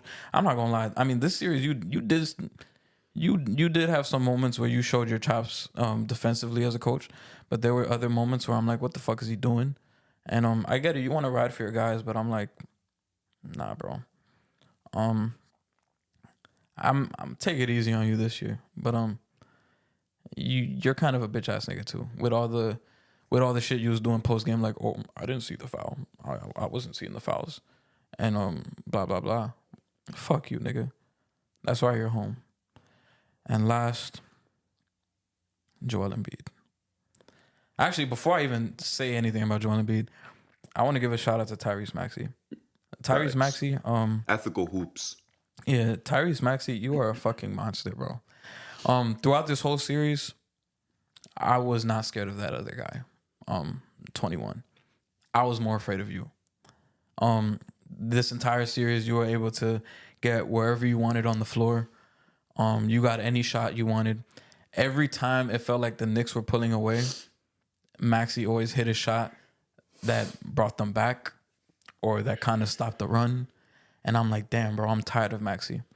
Never once in this series, I'll be honest with you, never once in this series I watched and wished you got hurt or, I'm not saying that about the other guys, but I never watched and said, I hate this guy or, man, fuck this guy. I'm like, damn, bro. I just watched because you were really torching us, like legit torching us. And the shit you did in Game 5 was like some historic shit. It's unfortunate that we won the series and now it's probably gonna get forgotten. But had you guys won the series, that would have went down in like all time history. I probably won't forget that. Cause that shit takes me back to the Reggie Miller days. Some glimpses of T-Mac in there. But you hooped your ass off in this series, and you put a lot of people on notice, a lot of casuals on notice. I knew you've been like this since year 2, but you put a lot of people on notice, and they should build around you. Like, you should be the guy going forward in Philly. And I say that respectfully. And last, Joel Embiid, bro. Joel Embiid, after Game 2, had his head down, and he said, we're going to win this series with a better team. And y'all niggas didn't win. Y'all niggas lost. And I know a lot of people like to say, oh, he's playing hurt. He has Bell's palsy, like you said. He's playing on one leg. I'm like, bro, if you're playing, nigga, you're playing. Everyone's banged up in the playoffs. Yeah, everyone's banged up in the playoffs. Bro, and those same comments, like, you got to pick one or the other. When he dropped 50 in Game 3, they're like, he's doing it on one leg. He's doing it on one leg. But then when he plays like shit, they're like, he's on one leg. What do you want him to do? So you got to pick one. You can't flip-flop. You got to pick a side. Like, you got to. And then Joel Embiid, you've like, I'm sorry, I'm not giving you the injury shit as an excuse, because time and time again, like, I could do it for niggas that like legit never get hurt and then they get hurt like right before the playoffs. And then I know there's gonna be some of you motherfuckers that watch this and be like, what about Kawhi Leonard? Kawhi Leonard won 2 fucking championships, so he gets a fucking pass. Joel Embiid hasn't even touched the conference finals. Have you seen the conference finals? He hasn't even. I'm not okay. He sniffed it with the Kawhi shit, but and I guess the Trae Young shit. You know how it goes, bro. Sometimes a sniff not enough. It's not enough. And I'm sorry. I'm not giving you the benefit of the doubt with the injury excuse, because like I said last episode, the excuse is always built in for you every fucking season. Every season you have an excuse. And this year, look at this year. You have fucking Tobias Harris. But even though, I don't even think Tobias Harris is the reason why you guys lost the series. He just happened to play bad in game 6. But for him to be the reason you guys lost, like the main reason, no. Main reason you guys lost is because you, Joel Embiid, did not show up in any fourth quarter of any of these games. And that's a fact. You showed up quarters 1 through 3. Fourth quarter, you were non-existent. Game 4, you got locked the fuck up by OG Anunoby and Precious Achiuwa. The MVP of the league. You are the reigning MVP of the league. You got locked up by fucking Precious Achiuwa. I saw that nigga send your shit to the fucking stands, nigga. Like, what are we talking about? And then game 5, you checked out, bro. You checked out. If you should be fucking kissing Maxi's toes, bro. Because because in game 5, bro, I was ready to roast the shit out of you because you did not show up at all in that game. And I know Sixers fans like to be like, oh, he had a triple-double. But that nigga had like 10 turnovers. And I'm pretty sure he was like 5 for 18. So I don't want to hear that bullshit that I was hurt. Nigga, you played every fucking game, bro. I don't give a fuck, bro. Mitchell Robinson missed the game, came back, and still delivered. And in game 6, you didn't do shit. I think he had 6 points in the fourth quarter, but one of those was because Tibbs was like, we're not giving up a 3. And he had one of those easy lays. Yeah. And I'm pretty sure he might have had free throws and maybe 1 bucket. And then he fouled out of game 6 too. And 3 of his 6 fouls were in the fourth quarter. So talk about not showing up for your team. So now we have a big enough sample size to say that you are not clutch, nigga. You do not show up in the fourth quarter, nigga, and it is time to give the reins to Maxey. And I know they're talking about, Tobias Harris didn't show up. Maybe we could get Paul George. I'm like, I don't know, bro. I said last year, blow this shit up and keep Maxey and build around him. And niggas looked at me crazy. People might still look at me crazy right now, saying blow it up. But Embiid, you're not getting any younger. He just turned 30 this year. He's turning 31 next year. I think this is just who you are at this point. It has been 10 fucking seasons since you came into the league. And even when you was getting drafted, I remember the fucking picture of Jabari Parker visiting you in the fucking hospital. And he was giving you fucking Oreos. I remember that shit. When you came into the league with fucking fucked up feet, broken feet and shit. Like, and it's 10 years after and we're still dealing with the same shit. And you have the audacity to come after us and be like, we're the better team. And you have the fucking nerve to talk to fucking Brunson saying, oh, this motherfucker's a flopper. I'm like, nigga, you do the same shit. It's actually disgusting watching you because you be having open shots and you'll pass them down to go foul hunt. That's the difference between you and Brunson. I've seen Brunson go up for shots and take shots if he's open. You literally game 4, he had an open mid-range shot.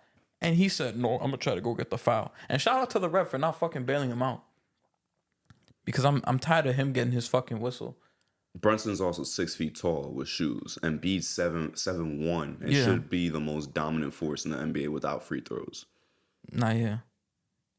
And that's all I really have to say about Embiid. You got to take a look in the mirror, my brother. I don't know who's going to save you. Maybe you have to talk to Maxey and be like, listen, this is your team now. I'll be the number 2. Maybe we have to get a new number 3. I don't know who it's going to be. Is it going to be Paul George? Does Paul George really want to deal with this shit? He's dealing with the Kawhi Leonard shit, and now he got to deal with it with you, nigga? Paul George, interesting name. Yeah. And I'm like, I mean, yeah, Tobias Harris gave you 0 in a closeout. Paul George might give you fucking 7. Depending on what version of him you're getting. Because it's a tendency with him too. And yeah, that's kind of really all I have to say about the Sixers. Also, fuck campaign. Never get in fucking Brunson's face, nigga. Fuck out of here. Look like a fucking rat. Damn, man, you just fry them for like 10 minutes, like 15 minutes. I had to. And I respect it. One other thing too, because you said Tibbs, and Devo playing 48 minutes. Shout out to Tibbs, because I'm sure you noticed Justin a lot. The Sixers were gassed in the fourth. Yeah. Especially Embiid. Yeah. A lot of people wanted to come at Tibbs, and to be honest, most of the time it was because we had to. Remember, everyone was fucking hurt.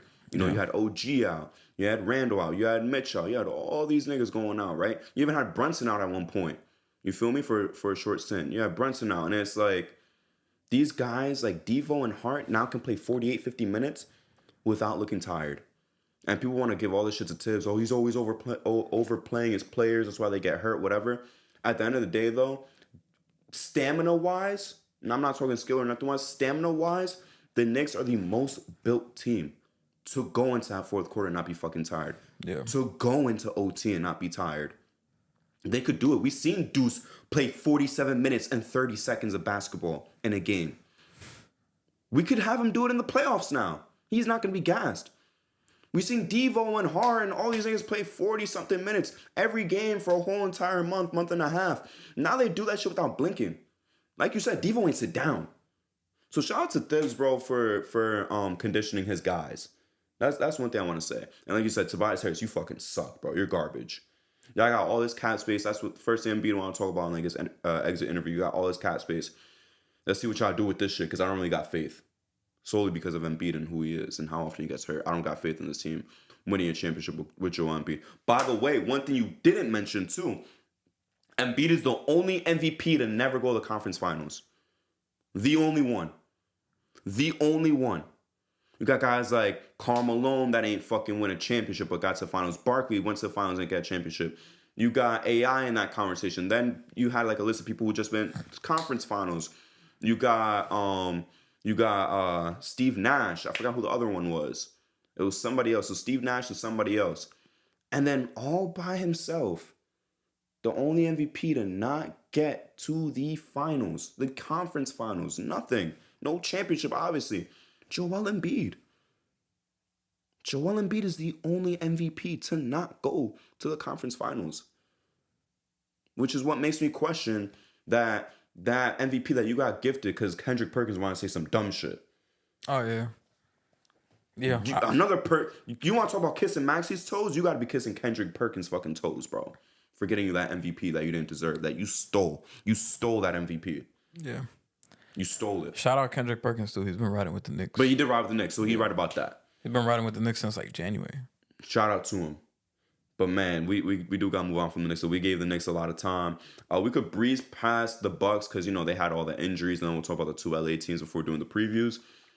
Patrick Beverley, obviously, just got himself in some big ass trouble. You got even Draymond's commenting on this shit like he don't be doing shit. He said, oh yeah, he crossed the line, whatever. Nigga, you choked somebody out within the first month of the fucking league starting. What is going on? But now, yeah, Pat Bev, a little bit out of control. And some people thought that, oh, maybe the fans said something too far, yada, yada, yada. All they said was Cancun on 3, 1, 2, 3, Cancun, and Pat Bev got tight. That's all it took. But we've seen some good Chris Middleton performances, good performances by Brook Lopez. Dame had the really good first two games. Just wasn't enough, though. I mean, I don't even want to for once, I don't even want to cook Doc for this because you're missing Giannis and then obviously Dame went down. I can't even shut on him for that, but what sucks for Bucks fans is that means he has a reason to come back next year. That's the only thing. He has to come back next year now. Because you have the excuse, oh, Giannis went down, Dame went down, Middleton was kind of dealing with some injuries in some of those games too. It's like, you have an excuse now. And the way that they took the shit to 6-2 was ridiculous. The Pacers should have finished them off in Game 5. Yeah, they should have. To be completely honest with you. That was concerning. Which is why I'm so excited to play against the Pacers, which we'll talk about a little bit later. But I'm very excited to play the Pacers. And Patrick Beverley was right. I'm not gonna lie about what he said about about Tyrese Halliburton. Of course he's gonna get all those fucking assists. And then you saw Pat Bev get 12 assists in a playoff game. He proved his own point. So you know me, I'm a Pat Bev stan, so I stand by what he said. I can't stand by him throwing the ball at the fan though. Very, very, very, very excited to see the Pacers. I don't know if you want to say anything about that series at all. I mean, It was a good series with Chris Middleton hitting all those clutch ass shots, but Dame going down and all that shit. No Giannis made this disappointing because we were saying like maybe Giannis comes back by game 5. This series went to 6 and we didn't even get any news that he's ramping up. And then I saw yesterday that Giannis, he admitted, he was like, yo, I wasn't even close to coming back. So I guess that injury was really... Even if they won, we would have played injury-ridden fucking Bucks. Yeah. Would have been very confident in them. Dame played, 3 games? Yeah. So... And it went 6, so I'm if anything, like, obviously it's not a success, but it's like, I wouldn't be too disappointed. At least y'all went out there and fought without your 2-star guys. I could respect that. And Chris Middleton was Cash Money Chris Middleton again, which I had fun watching. This series did have some fun moments, but it got fucking taken down because of injuries. Yep. Which is unfortunate, but I feel like everybody healthy, this would have been a fun series. 100%. But we'll see. I feel like the Pacers side, shout out to Miles Turner. He's been playing fucking great in the playoffs so far. Siakam's been doing his thing. Halliburton's kind of been struggling. I think he's really had... I mean, like, I think he's really had one, like, good, efficient game. Yeah. And I think that was game 4. He's been shooting like shit. I think that was game 4. The game he hit the game winner, he had a triple-double, but he was, like, 8 for 22 and, like, 1 for 12 from 3. It was crazy. So he's been still struggling. Like, there were moments where I'm like, damn, is Tyrese back? Did he get his swag back? And then I'm like, no. So... yeah, we'll talk about it when we preview round 2. But yeah, I'm a little bit happier we get to play the Pacers. Let's get to the LA teams, then we'll acknowledge the last series that's actually still alive. The only series going to 7. You want to go Clippers or Lakers first? Let's go Lakers first because I know you got a lot to say about the Clippers. You're gonna be shocked about how little I do have to say about the Clippers, but really? we'll talk Lakers. I'm gonna keep it brief. I'm gonna try to keep it brief, but okay. I can't make promises. 2-game winners, bro. Again, the bounce of the ball. Again, it's not giving the Lakers an excuse, but it just sucks that, in the sense that with a different coach and with a different bounce of the ball, like this series could win somewhere else. Yeah. And obviously, Darvin Hamas is gone now. That basketball terrorist is gone.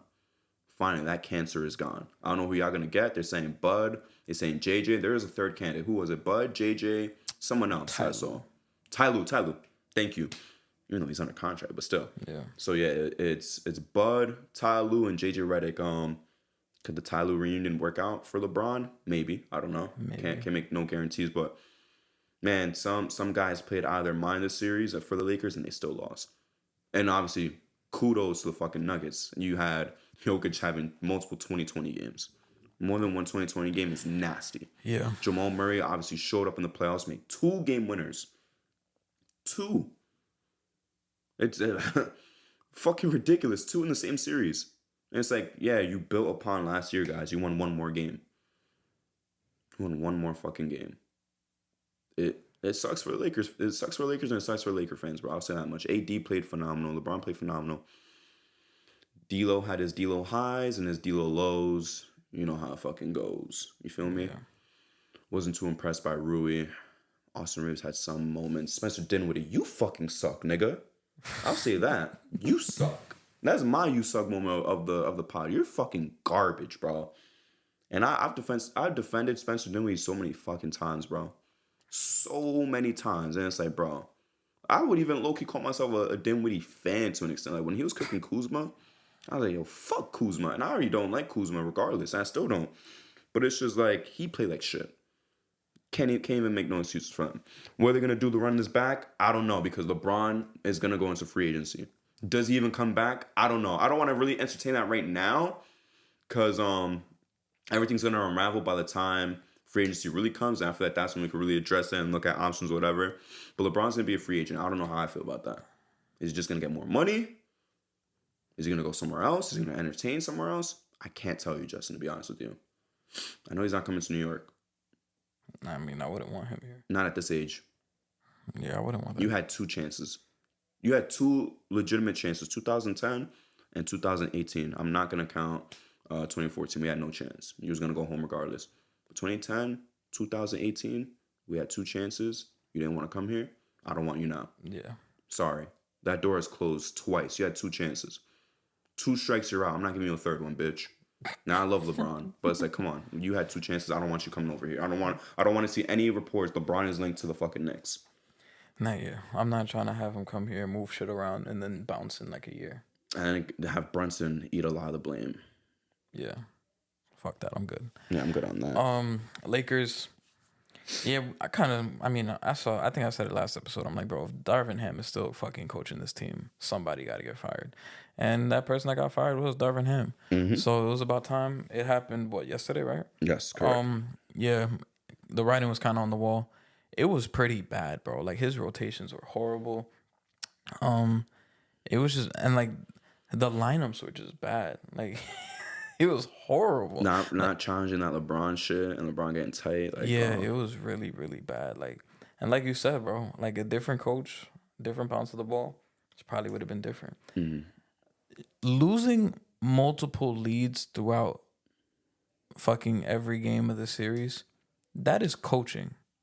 That has nothing to do with role players not showing up, stars not showing up. That is coaching.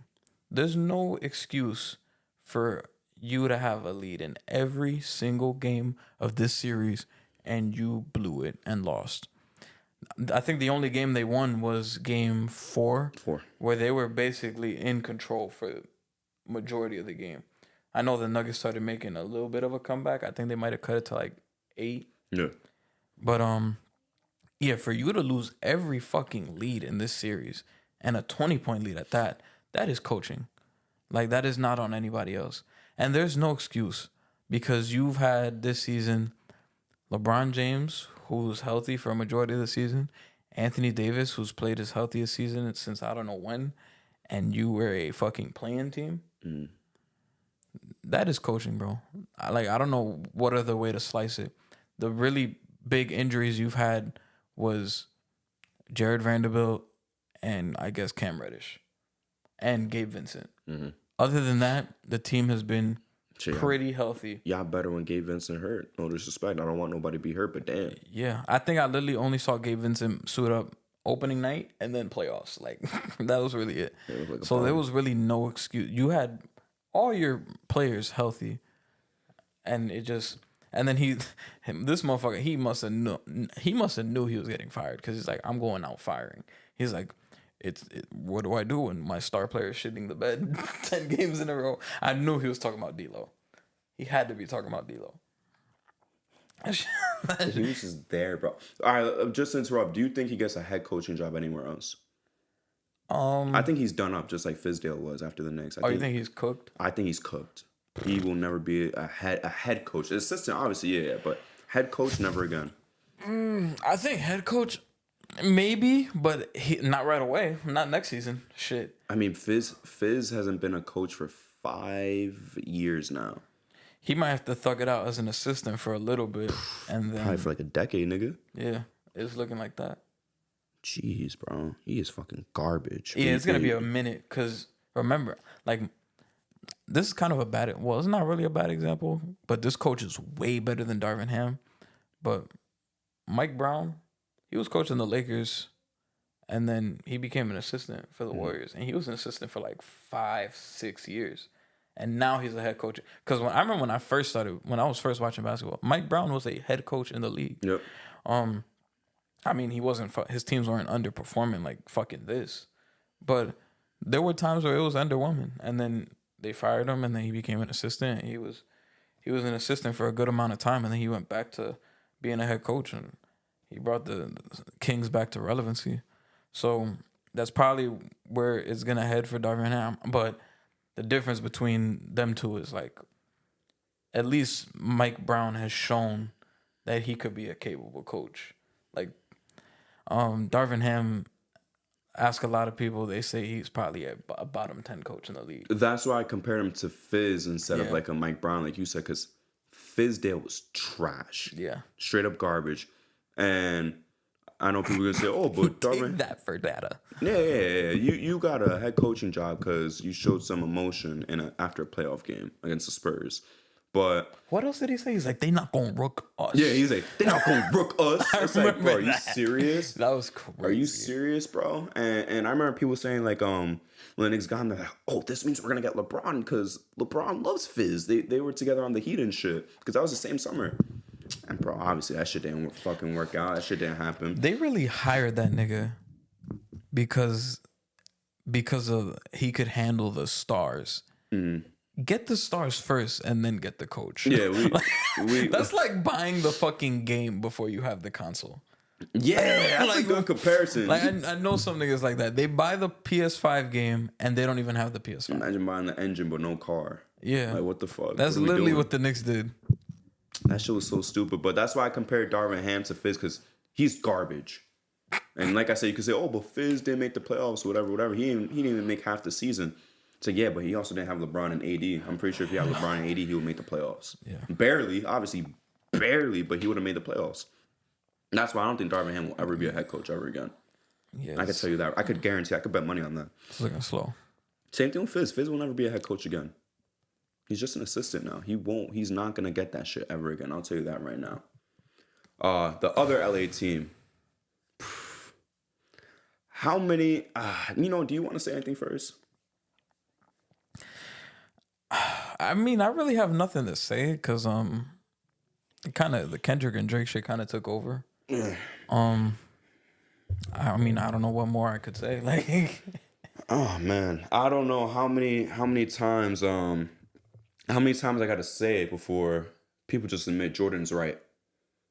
Because Jordan's right about everything when we talk about fucking basketball here.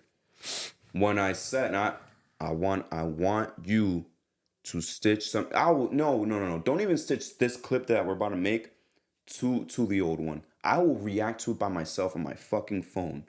The take where I said Shea was the best fucking player in that Paul George trade. Oh, what did Shea do in the playoffs? Oh, Paul George did this in 2013, 11 fucking years ago versus LeBron. Y'all niggas need to shut the fuck up. Because we saw who's the real best player in that fucking trade. Where the Clippers got robbed blind in daylight. SGA's cooking in the playoffs. Paul George had as many games under 20 points as he did over 20 points. It's the scale of Paul George, bro. Either you're gonna get 25 or you're gonna get 5. No in between. There's no in between. We saw Paul George in a playoff game drop 7 points. 7 points. Oh, but he had 33 in one game in the series. Who cares? He had 7 points. How many times do I gotta say playoff piss is fucking garbage in the playoffs? How many times do I gotta say it? How many times do I have to say it before people actually agree with me and listen to me? Because this shit's been happening so on and so forth. For 6 years now, the wheel's been turning. Out of 6 years, you had one good playoff run, my nigga. You had one. And people still want to hold on to some shit from 2014, 2013. Like I said so many fucking times, I don't give a fuck, and I have to address it because it happened again. You had 7 points in a playoff game. Follow that up with a 15-point performance, and you ended off with an 18-point performance. Getting locked up by Luka, yo, Luka was clamping. who we call a poor defender. People who don't watch basketball call him a poor defender. You got locked up by Luka. Luka was locking you up. I don't know what else to say about Paul George. Like you mentioned earlier, maybe he could go to Philly. For what? To fuck up shit over there too? I'm telling you, bro, Paul, guarantee. One of the rare guarantees I'm gonna make on the show. Paul George will not only never win a championship in his career, he will never go to the finals. Because I'm tired of pretending that this nigga could be your second best player. Even as your third best player, even on Philly where he's the third best player behind Maxey and obviously Embiid, don't be shocked when he has these Tobias Harris-like performances.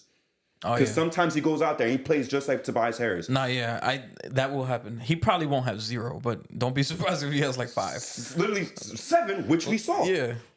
We saw you have 7 and Kawhi have 9. We saw you scored 7 fucking points in a playoff game. We saw that with our own 2 eyes. We saw it.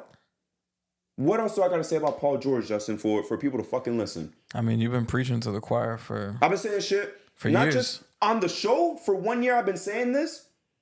group In chats. real life, I've been saying this shit for 6 years. 6 fucking years I've been saying this. 6 years I've been saying this shit, bro. I can't anymore. I can't do it anymore. I can't.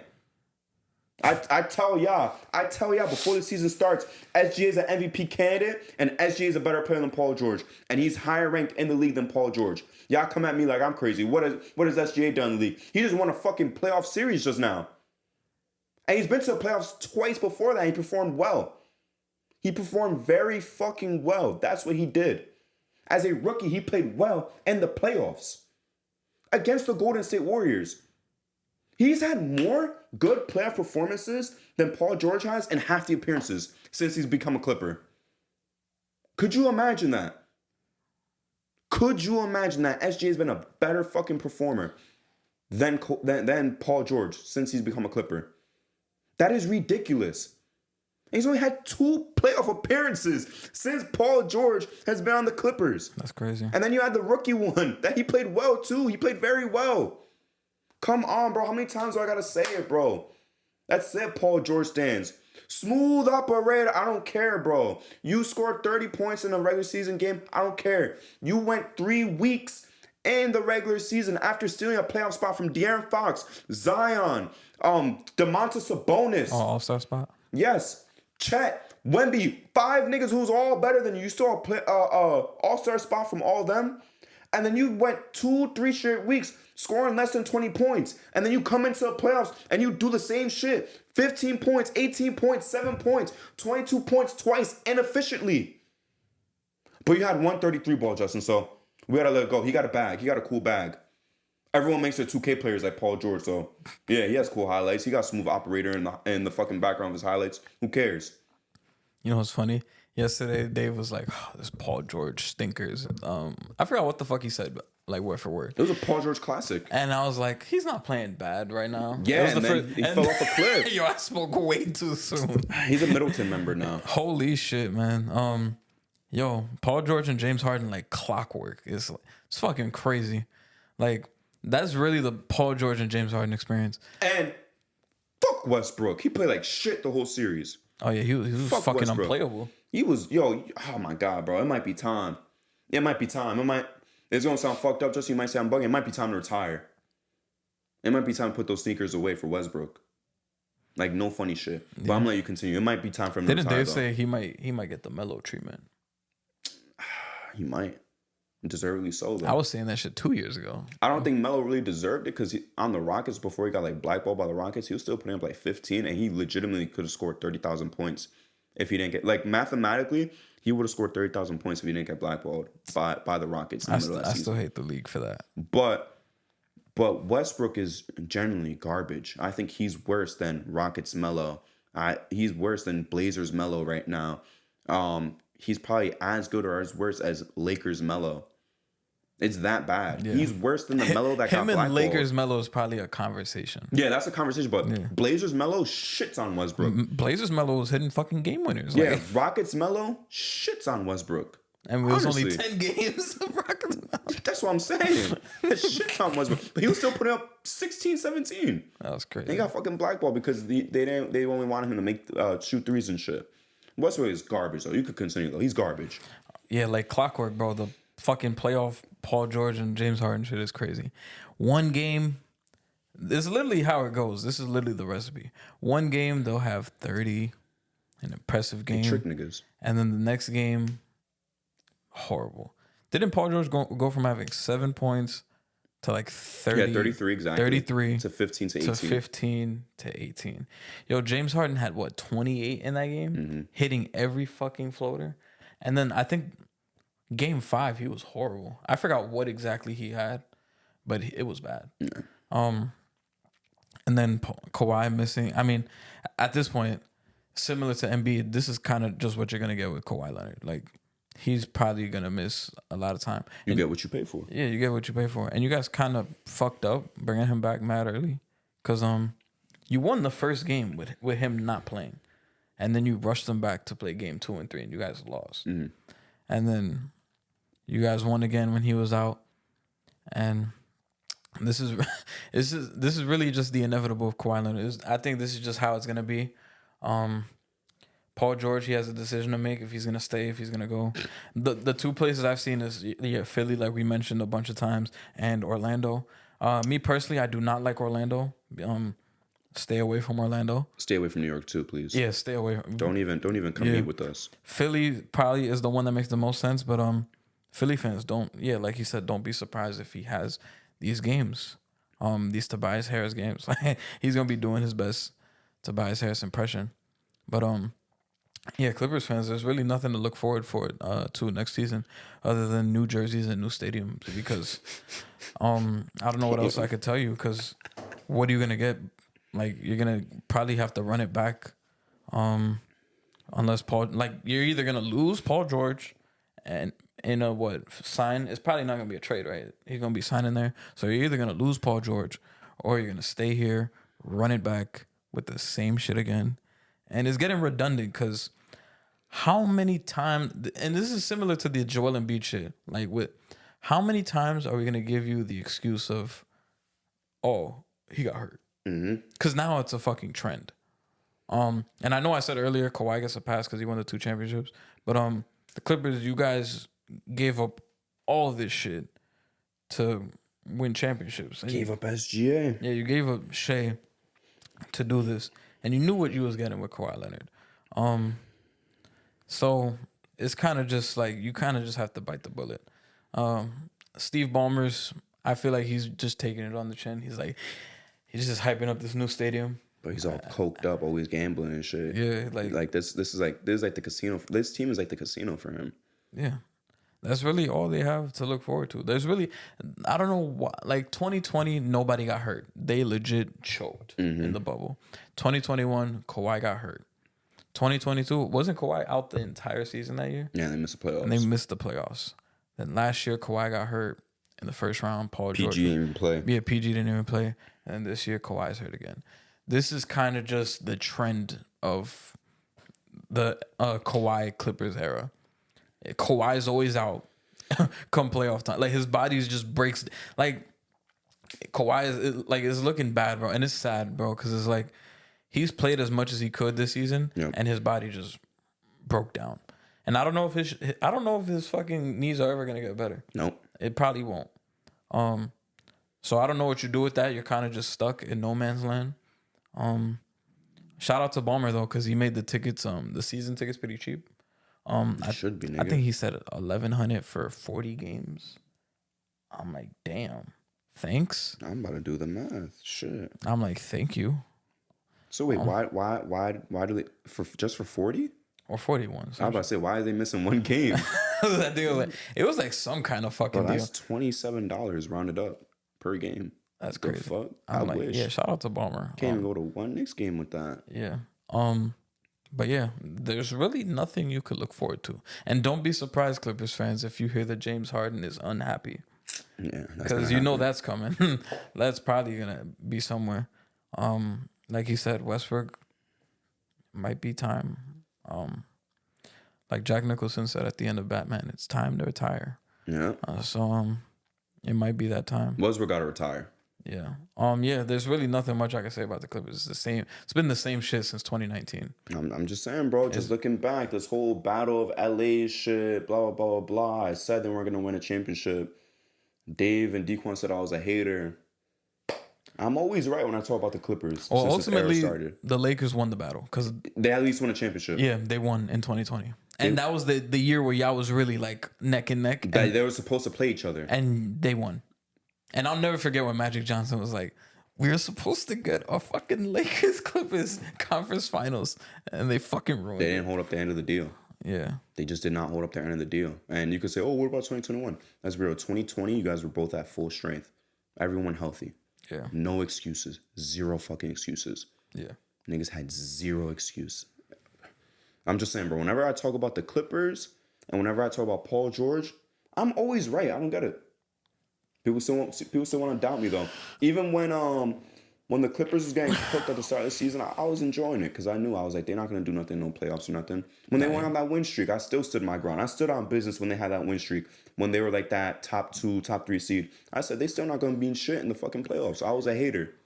Yeah. Wow, look what happened. Y'all lost in 6 games.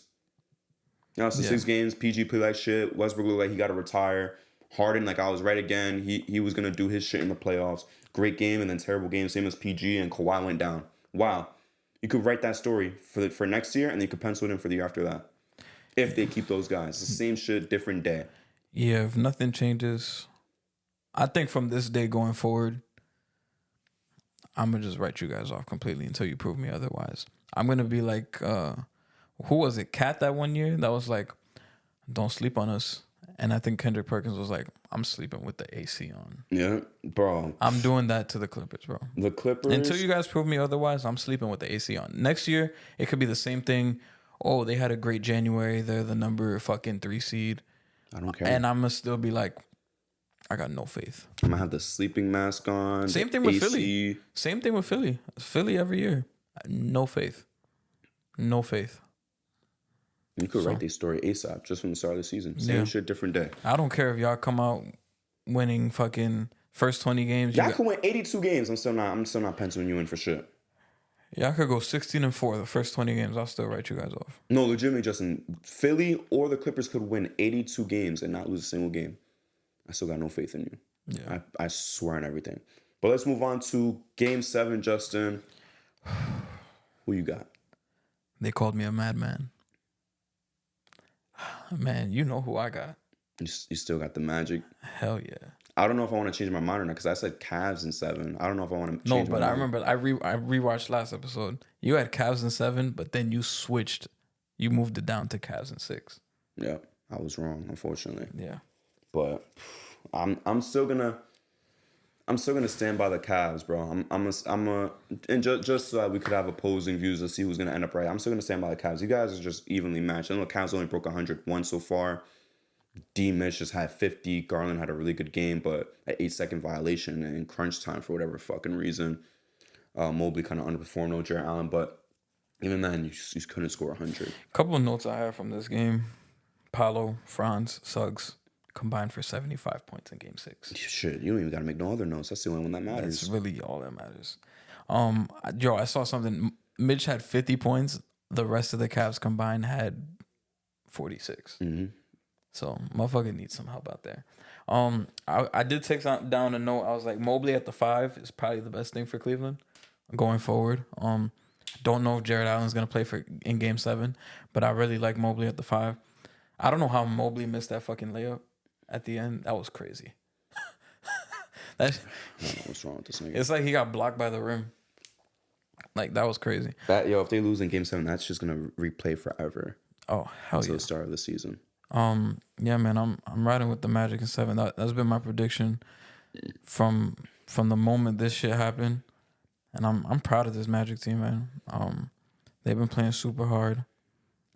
Paolo's he's emerged as like one of the top young stars in our league, and Jamal Mosley's coaching his ass off. Suggs has been playing with that fire. Franz is talking mad shit, and I love it. It's he's talking crazy. And when Franz is coming down the lane, like he's going like it's like this motherfucker's like on his Giannis shit. Like I'm going to the rim. Off topic note, because when I just thought of him like driving in, Josh Hart driving to the lane, that motherfucker's like on some LeBron shit. He's a demon. Like it's crazy. Him running the fast break, he's a demon. It's a crazy. But yeah, back to the Magic. They've been playing fucking great. The fucking defense is fun to watch. Shout out to Wendell Carter. He's been playing really good too. That Cole Anthony layup was crazy. That motherfucker is... that shit was... Filet! This is going to probably be the toughest task going to Cleveland, Game 7, and winning on their floor because no team so far has won on the road. So this is going to be the toughest task. The Magic almost had it. And the Magic so far have been the closest one to win on the other floor. Game 5, they lost by 1 point. And they lost on an Evan Mobley game-winning block. Mm-hmm. Which I still say to this day, Paolo should have got the ball. Should have took the last shot. But fuck it, we're here now. Game 7. And I think this Game 7 is going to go one of two ways. It's either going to be a Cavs blowout or Magic win in single digits. I think there's no other way. I think that's the only way it goes down. It's gonna be. Fair enough. I think it's either gonna be a Cavs blowout or it's gonna be a Magic single digit victory. I think that's how it's gonna play out. And the Cavs wasted a Donovan Mitchell 50-point game. And Story of his fucking life. I can't say it enough, man. The Magic have nothing to lose, and Cleveland has everything to lose, man. And what better than a Game 7 when both teams are desperate? Mm-hmm. Both teams are very desperate. We about to see who really got fucking balls. Who wants it more? We're gonna see who really wants it more. And Cleveland, I don't know. We saw last year, and we've seen it a little bit this series. Some of those guys are soft. Mm-hmm. Unfortunately, Some of those guys are soft. I'm not gonna name names, but D. Mitch is not one of those guys. But the Magic have guys that they'll really get after it. Jalen Suggs is a fucking dog. Paolo is a fucking guy. he's that guy. Yeah, Franz is a fucking dog at home at least. But we're gonna see. We're gonna see who really wants it, and I'm really excited for this Game 7. Disappointing Colin, bro. Again, I cut Colin some slack because yesterday, when the buzzer sounded, I had a voice memo. I was like, damn, nigga. yeah, but I didn't send it. I'm like, I'm not gonna do that. You funny as hell. Nah, I'm gonna still rock with the Cavs. By the way, since you mentioned D Mitch's 50 ball, I think he has 4 for his career in the playoffs, and I think I saw something. It was MJ and someone else are the only people who have more 50 balls in the fucking playoffs. It's crazy. That's got to be a scary feeling as a Cavs fan. You had D Mitch drop 50 and you guys lost. Had a classic. Yeah. But the same thing happened to the Jazz too. That was that same bubble series versus the Nuggets. He had 3 50 balls, I'm pretty sure. That's crazy. And they lost the series. Yeah. And I feel like that franchise could have changed forever if they won that shit. And they probably could have beat the Clippers too. I got faith. I would have picked that Giants team to beat the Clippers as well. The Clippers is fucking trash. But yeah, I'm gonna ride with the Magic, man. And yo, shout out to Jamal Mosley, bro. He's been coaching his ass off. Nah, he's a fucking demon. Mo Wagner doing his thing too. Another motherfucker who's been playing tough.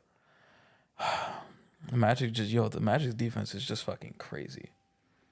Respect, nigga. It's really crazy. It's prison. It's prison. I don't know what's like the biggest prison in Florida or Orlando, but the equivalent of Rikers Island, that's what the Magic is like. And you mentioned it too. Garland had a pretty good game. A very good game for his standards, yeah. So efficient. Will he follow up with that in Game 7? Probably not. Yet to be determined. I think the role players will step up. We'll see. Role players and D Mitch is going to be the key to win this Game 7. Hopefully Mobley as well. Yeah. But let's talk about some of the round 2 previews. Let's start with the West ones are all completed. So let's start with the West because this one is up in the air. Yeah. So we got the Thunder versus the Mavs. Who are you taking in that matchup first, and how many games? Yo, this is gonna be peak basketball. This is peak basketball. Man, I was going back and forth with this series as well, but man, this is tough. Part of me wants to go with the Thunder in 7, but then part of me is saying, do not bet against Luka Doncic and Kyrie after that closeout. Yeah. 13-0 in closeout games. So I'm gonna go with the Mavericks in 7, but I remember you said I think it was last episode where you said this Pelican series was Chet's coming out party. Mm-hmm. I think this series has to be J-Dub's coming out party. Not saying he played bad in the last series, but like if they really want to win, J-Dub has to really. He got to step up. He really got to do the thing in this series. That's really the way to go. I know JC when he was here. He was like, yo, Lou Dort is going to lock up Kyrie. We'll see. No. I know JC was very high on OKC, but I think this series is going to go all the way to 7. Interesting. And for me, the deciding factor is the Mavericks having Luka Doncic. I love it too. And my fault to cut you off. No, you good. Luka's also been playing better after he was dealing with what? He was dealing with like what injury was it? I don't know what injury it was, but he was playing hurt. Yeah, he was playing kind of hurt, but he's looking a lot better now. So with him, if that shit was still bothering him, I was probably gonna go lean OKC. But he's looking a lot better now, so I'm gonna ride with the Mavericks in 7. Yeah, this to me might be the most exciting second round matchup. Just not even because of quality teams, but look at the stories, bro. Him and Luka battling back and forth for MVP, but it really looks like they're fighting for a second because it's looking like Jokic is gonna be that guy. You feel me? So, two of the premier young players in the league that are already MVP candidates, same draft class. This might go down to the all-time draft class, honestly. Oh yeah. Just because of them two. Yo, and then look at everyone else. I remember saying this like 2-3 years ago. Like this is an all-time draft class. I'm not gonna lie. This is before Brunson was even like this. Yeah, I know. I'm not gonna lie. I would not have bought into that, but no, this is the truth. This is gonna be an all-time class. It's him, Brunson. It's him, Trae Brunson, Young. Shea, Trae Young, Jaren Jackson. Triple J. Michael Porter Jr. I guess if you want to throw him in there. Fucking Ayton was there too.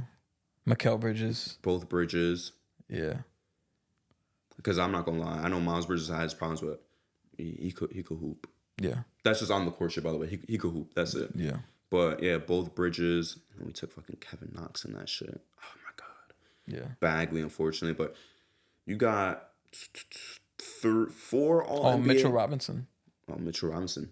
You got 4 all NBA tier guys. 2 of them are like MVP candidates, and then you got a DPOY. You got guys who are like borderline all stars, like a Bridges. Bro, there's a lot of fucking talent in that class. This is gonna be all time great, if not the greatest if you think about it, because it's already deep as fuck. It's deep as fuck. Not only is it deep, but the top, because usually draft classes that are deep, it's like everyone's like equally good, but you still got the 2 guys at the top as well. 3 if you want to include Brunson, if you want to include Brunson in that shit. But there's a lot of storylines behind this shit. You had Kyrie with an incredible closeout game. On the other side, we've seen Shea perform very fucking good. We saw Chet have a very good series. I said it was his coming out party. We saw PJ Washington play good. Obviously, we know Luka's Luka. I'm actually going to lean Mavs in 6. I don't think it's going to go to the 7. It's going to be, all those 6 games are going to be close. I'll say that much. But again, the bounce of the ball is going to be a reason why this shit doesn't go to 7. It's going to be a fun series. It's going to be the best fucking series. And like you said, JC said Lou Dort's going to lock up Kyrie. We'll see if he locks up Kyrie and Luka. We'll see those defensive matchups. I mean, we've seen Luka and Kyrie step up and elevate their defensive prowess just for the playoffs. Let's see how that looks too against a guy like Shea. Yeah. I don't know. Can they do the job against him? I don't know, but I'm going Mavs in 6 comfortably. Right. I'm comfortable saying that. No shot at OKC. Phenomenal fucking team, but I think this is I low-key want to say it now prematurely. Hell, it'll look even better when I'm right later on. Luka's going to the fucking finals. Oh, really? Luka is going to the finals. Damn. I feel confident saying that. I'm willing to go to FanDuel and put $30 on it. Let's see what the odds are just to go to the finals. I don't know about win, but I think the Mavs are going to the finals, bro. Seriously. Just because of how those 2 guys who have been ragged on, for their entire careers of not being good defenders, elevating, and the guys around them playing great help defense as well. I think they could go, bro. I really believe they could go all the way. I promise you. So you said Mavs in 7. I got Mavs in 6. Let's move on to other Western Conference playoff series. Denver Nuggets. The Nuggets versus Timberwolves. The Timberwolves. Now, I'll go first. You went first last time. Man, I low-key don't even want to do this, but I got the Timberwolves in 7. I don't want to do this because I know who Jokic is. I know how Jamal Murray comes out to play, but it's the key to stopping Jokic, like we saw in the past, having bigs. They got bigs for days, bro. They got a couple of fucking bigs to throw at him. And one of them is the DPOY. Yeah. Probably the best. Do I want to say the best defender of this generation? Maybe I won't go that far. But if not the best, he's second best defender of this generation because Kawhi Leonard is still Kawhi Leonard. Yeah, I was going to say Kawhi Leonard. That's all. But that it's just him and Gobert, and then it's everyone else behind them. But you got the first or second best defender of your generation to throw at Jokic. Yeah. Let's see how it goes.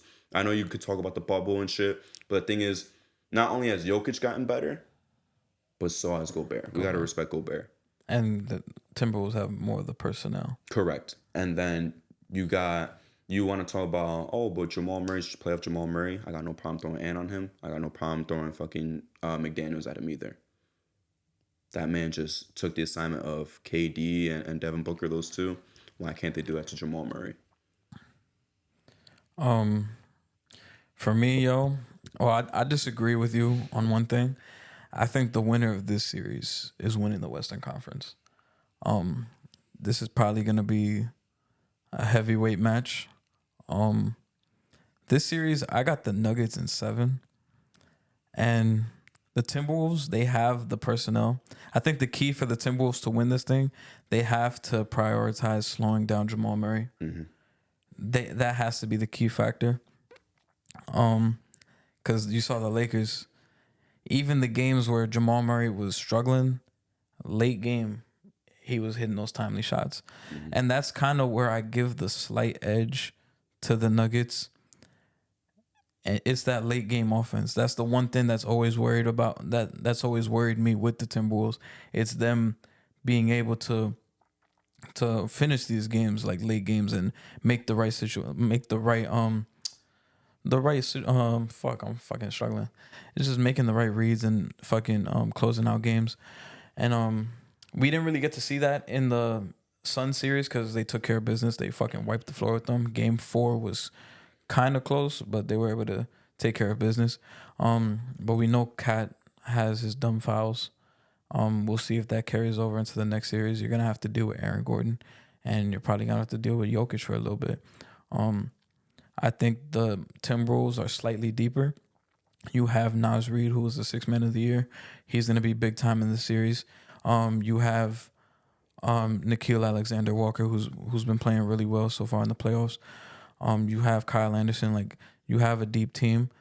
The Nuggets have Peyton Watson, who's gonna have to step up. Christian Brown, they're gonna have to step up. But I have the slight edge with the Nuggets. Late game, Jokic Murray 2-man combo. Even I've seen games, it's crazy. I've seen games with Jamal Murray going 5 for 17, and still down the stretch he's hitting these big shots. And who better than Nikola Jokic to, when shit is hitting the fan and they're down 8 with 2.5 minutes left, he could get you back in the game and he will make the right decisions. So just off of that alone, I'm gonna ride with the Nuggets in 7. But I do think the Timberwolves could beat them, and I would not be surprised if they beat them. So if the Timberwolves beat them, I know you said that whoever wins this is coming out the West. You really think the Timberwolves would make quick business of the Mavs and the Thunder?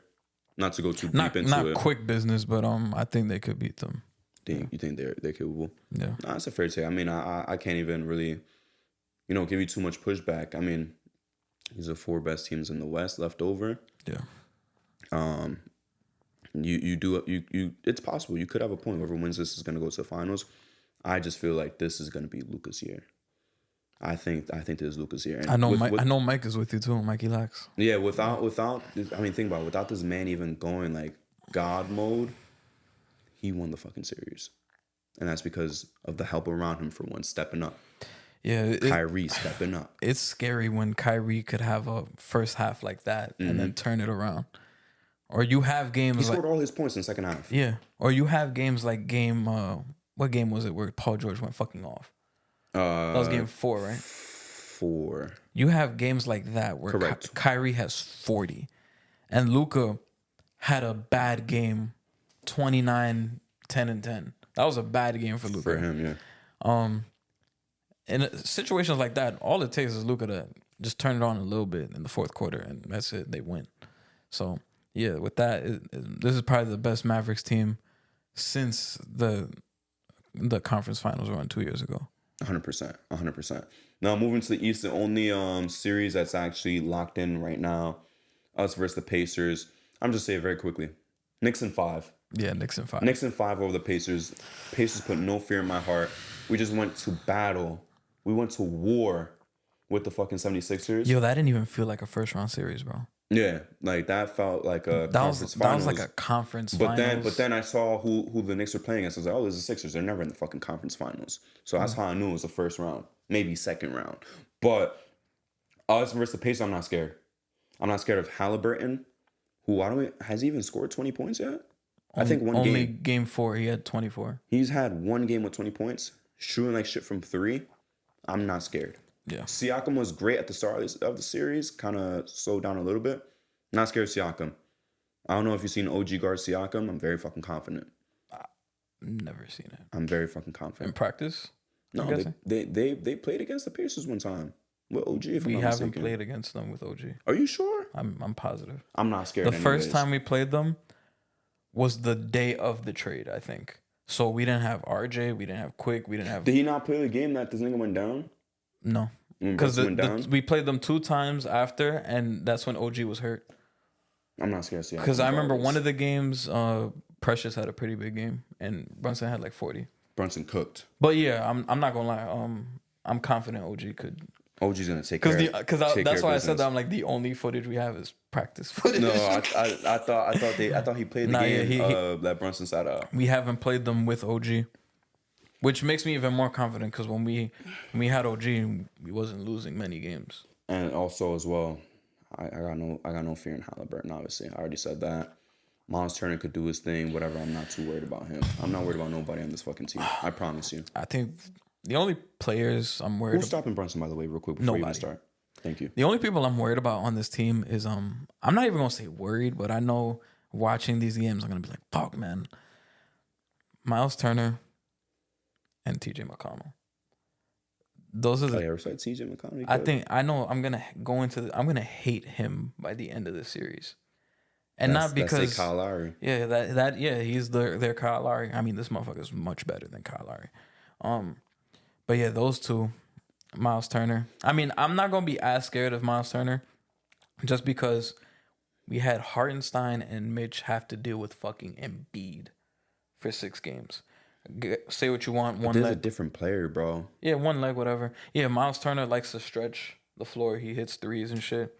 But I like that. I feel like that works in our favor because we're a team that we like to attack the glass. Miles Turner historically has never been a super rebounding center.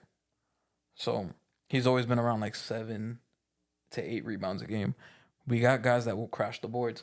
That is the one concern I see with Knicks fans. Are like, oh, this is a team that Indiana likes to get out and run. So if we don't get those offensive rebounds, we're fucked. But I'm confident we'll get them because you have Miles Turner who plays outside of the paint. Siakam, who I feel like he's been trending towards outside mid-range type. He's a fucking Beyblade.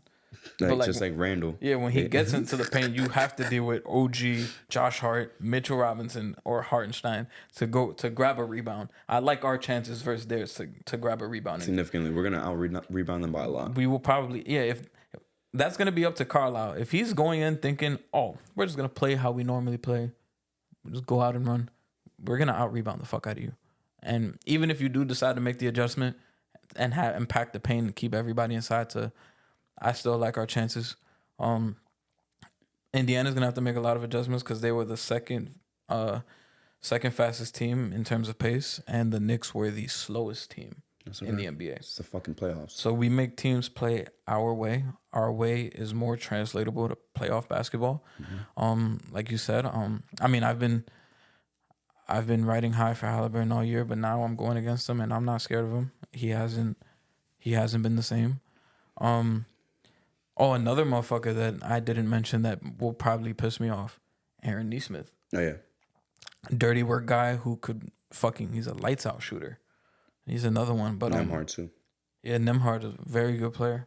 But I like our chances in the series. I'm going to say, Knicks in 5. I just don't think they have an answer for Brunson. And I think we will see a way better DiVincenzo in this series. Yeah. Because I remember one time we did play them, DiVincenzo had 38. Bro, this team is going to carve them up. So I think DiVincenzo's looking at this matchup. He's like, he's licking his chops right now. 100%. Yeah, he's probably like, oh yeah, I'm about to have me some games. So I think this matchup kind of goes in our favor. Bro, I mean, I said this too earlier on, like in the playoff preview. Like, bro, teams like this, these high-octane offenses and shit that don't really play too much defense, they flame out in the fucking playoffs.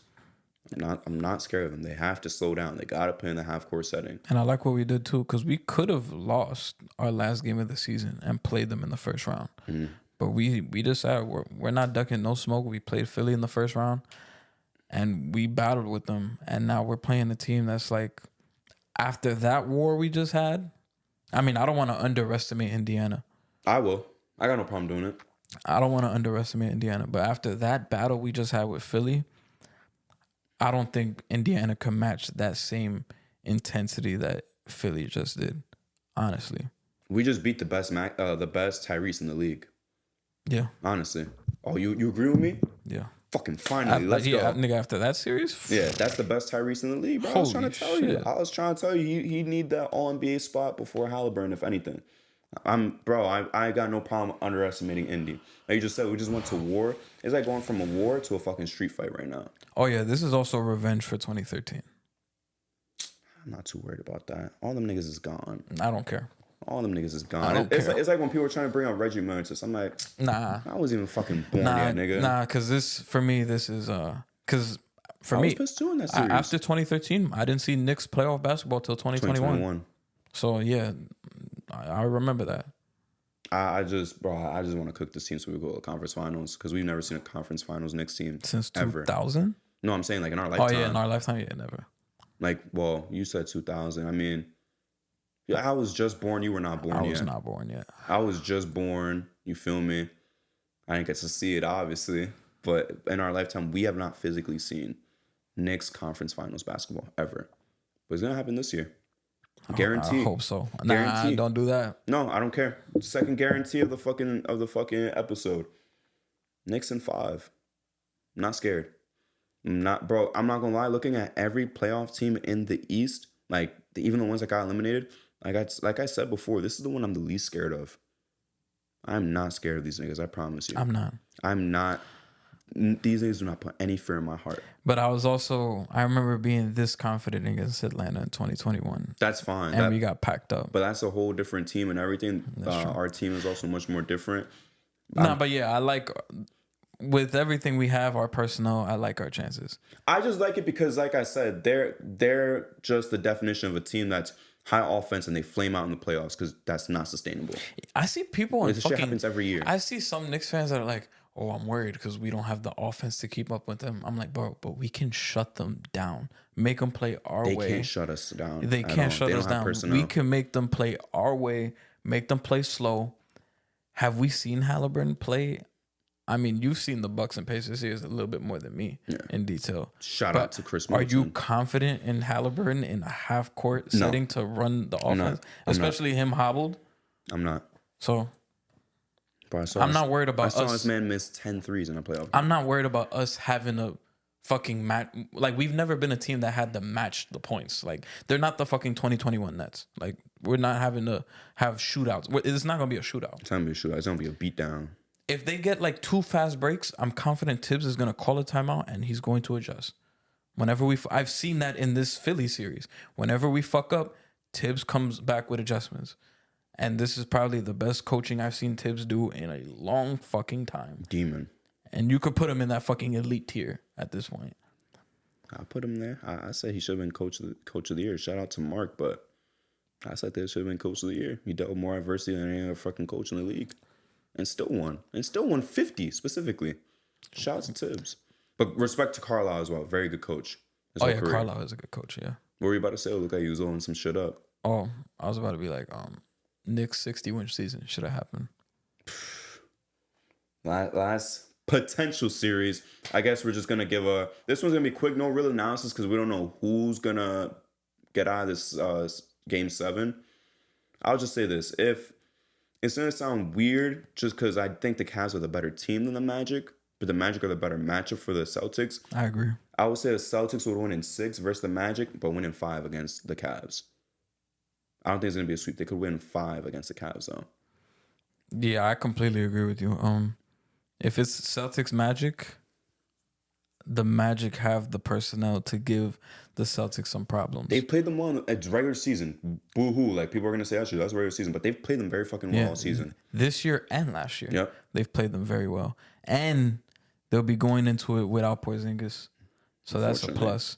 So I like the Magic winning. Maybe I could see this series going Celtics winning first 2, maybe Magic winning the 2 at home, and then the Celtics win 2 in a row. Shout out.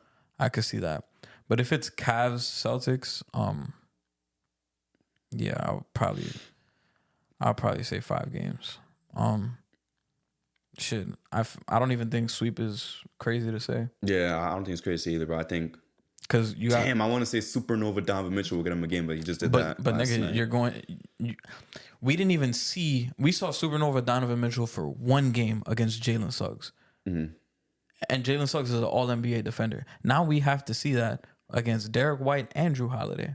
And to an extent, Tatum and Brown. Yeah, so I don't even think sweep is crazy to say. It's a fair thing to say. And Darius Garland, who's been up and down all playoffs. Up and down. It's been more down than up. I had Dequan walk up to me and say, "That nigga's overrated as fuck." Why he do that? Why he do all that? That's the first thing he said. Just walked up to you and said, "Damn, Nah. Garland overrated." I'm guessing it was in the midst of conversation, but he was like, "Yo, Garland's overrated as fuck." I'm sorry, but yeah, bro. I think if they play the Cavs, I don't think sweep is crazy. I'll probably say 5 games though. Yeah, they could get one. They could get one. Yeah, but the Magic, I think the Magic could give them a better fight. Magic will give them a better fight. They're just a better matchup. But clocking in Knicks versus Celtics conference finals. Been waiting for this moment, not just the conference finals, but to play the Celtics in the playoffs and a series that's important. Taking it one game at a time. My whole life, I'm not popping my shit until I am, because I'm not scared of the Pacers. I'm more scared of the broken down Bucks than the Pacers, to be honest with you. Oh yeah, me too. Like that's why I'm like, I have no fear. And if I'm wrong, I will admit on the pod I'm wrong. If we lose to the Pacers, I'll go on the pod and be like, damn, I was really fucking wrong. I'm fucking stupid. On some Chris Broussard shit. I'm Broussarded, my nigga. Like that. I'll say that. Like I fucked up. But I can't even entertain the possibility of losing to them. I could entertain the possibility of us losing to the Bucks more than them. And the Bucks are broken down. Like I said, I looked at every fucking team 1 through 8, obviously not including us. Looked at every team, I'm like, damn, the Pacers are the only ones I'm not scared of. Yeah, the Quite Bucks, literally. The Bucks would have been scary because it would have been like every game, is Giannis coming back? Fuck. Yeah. This nigga gonna come back. Because obviously he wouldn't have admitted he's not close to coming back. He would have been fucking Undertaker. Like, yeah, on some Undertaker shit. Just chokeslam Brunson through the fucking court. I promise you, bro. I mean, I'm not I scared of still these would have niggas. liked our chances against the Bucks, but it would have been a little bit tougher. Of course. I still would have Yeah. picked us, but I'm saying, like, I can't entertain any way a possibility of us losing to the Pacers in the series. Oh yeah. I promise you. But let's get into the best part of the fucking show, Justin. MVP of the week. It's gonna start slimming down by next episode. The options are gonna start getting slimmer. I already know my MVP of the week. Damn. I don't even gotta say it. Damn. By the way, obviously no Jokic in here. He won last week. Yeah. Didn't want to throw in Donovan Mitchell. He had the 50 ball, but the 28 point per game, the 28 point game he had, not too good, and then he had a sub 20 game. So I didn't want to throw him in. But first we got, you know what, I'll leave him for last because I know you're just going to pick him.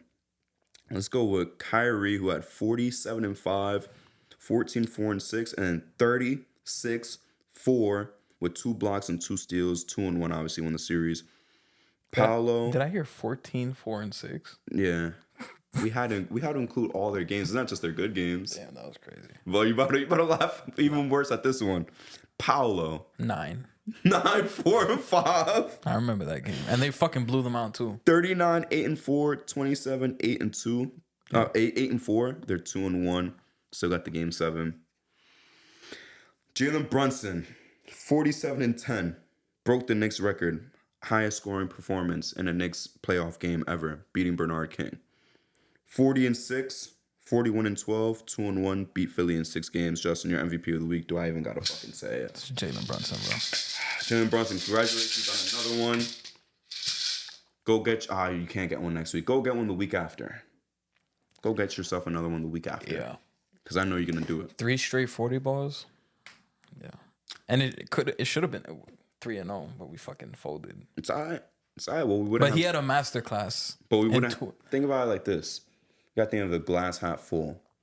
We wouldn't have seen him get the 3 straight 40-point games. That's true. Because he needed this last one to do it. Yeah, to cement himself in the record books. Because game 3, he had 39. Yep. Yeah. Shout out to him. Justin, we about to wrap up the show. You got any shout outs you want to let go? Oh, man. Shout out to fucking Tom Thibodeau. Oh, man. I think he was about to say Brady. Oh, Tom Brady? Yeah, I don't know why. I thought he was about to say Brady. He's getting roasted tomorrow, I think. Or tonight. Like, Celebrity Roast? Yeah. Oh, I didn't know. On Netflix. Maybe I got to tap in. Yeah, shout out to Tom fucking Thibodeau, bro. Finally, a Knicks coach that I'd love to see, man. hopefully this I'm just fucking proud, man. I don't know what to say. For those who don't know, like if anyone ever sees me watching the Knicks game, it's two completely different people than the guy you're sitting. The audio messages they be saying in the fucking group chat be funny as hell. And I be annoying the fuck out of my girl when I'm watching the game. Yo, game 1 when Josh Hart hit that 3, yo, I was like, like. Didn't you say she was driving and she got tight? Wait, what game was it that she was driving? Oh, that was the tight? Pacers Bucks. When the Middleton. That was when the Middleton hit shit. the shot. I was like, oh shit. Yeah, like watching games with me, man, is fucking different. Especially when it's a Knicks game, I turn into a different monster. You turn to a seal. Like it's crazy. Shout out to my co-host right here. His birthday tomorrow. But yeah, You know how it is. it's only G shit. only shout outs I got. If you guys are, I mean, I don't know if you have any shout outs. I mean, it would be rude to shout myself out, so I'm gonna shout out. I'm gonna shout out my homie Tori. I'm gonna shout out Tori. That's the dog. I already shout out Max for his internship, but yeah, he's about to leave soon. Hung out with him last night. I think tonight's gonna be the last night I hang out with this nigga. Obviously, and then say peace out to him when he leave. But another shout out to him, bro. Big congratulations to him. I don't want to shout out the Yankees. They just won, but they got cooked by the Orioles. Don't want to shout them niggas out. But I'm gonna see them play tomorrow. Y'all gotta win tomorrow. Y'all gotta win today and tomorrow. I need a sweep to make up for what y'all did against the fucking Orioles. Are going to the game tomorrow? Yeah. Girlfriend got some fire seats. Shout out to her. I guess she could get a shout out. Shout out to my girlfriend that got fire ass seats in the 100 level. Bro, she's a teacher. Teachers get discounts, bro. Like crazy. I didn't even know. Yeah, my girl. And she said for every game. My girl gets discounts too. I was like, fuck. My mom used to get free Yankee tickets, but then they started sponsoring the Mets. So now she just gets free Mets tickets. I'm like, I'm not going no fucking Queens. I already bought my tickets for Yankees Red Sox. In July? July 5th. We're gonna do. Yo, I'm telling you, we as a group are gonna do Yankees Dodgers. They play in June. Yeah, I know. Trust me, I got that shit circled. And it's on the weekend. It's Friday, Saturday, Sunday. We picking one of them days and we going. Because we about to see Freddie Freeman. We about to see Ohtani, Will Smith, not the actor, and Mookie Betts. And they all four of them is on fire. Like I told you, and you said like you actually been tapping into some Dodger games. If you don't watch baseball, watch the fucking Dodgers. If you want to even just try to get into it or give it a chance, watch the Dodgers. They're more fun to watch than anybody else right now. They're way more fun than the Yankees, to be honest with you. And we just scored 15 runs in back-to-back games. Yeah, that was crazy. But the Reds is fun to watch too, by the way, if you want to keep getting put on. The Reds is really fun to watch. Shout out Ellie De La Cruz and shit like that. But nah, yeah, we gotta win tomorrow. But Justin, walk us out of here, bro. I gotta take a shit. I'm not gonna lie. If you guys are listening on audio, please give us 5 stars. Please like. If you guys are watching on YouTube, please like. Please subscribe. Follow us on TikTok at the J&J Podcast. We see you guys in the comments. We be responding to some of y'all. I know some of y'all don't agree with the takes, but fuck it. We be responding to some of y'all. I see you, Hannibal. Respond back, nigga. I've been waiting for a response. Come on now. Follow us on Instagram at the JJ Podcast 1. We got extra clips on there and longer clips.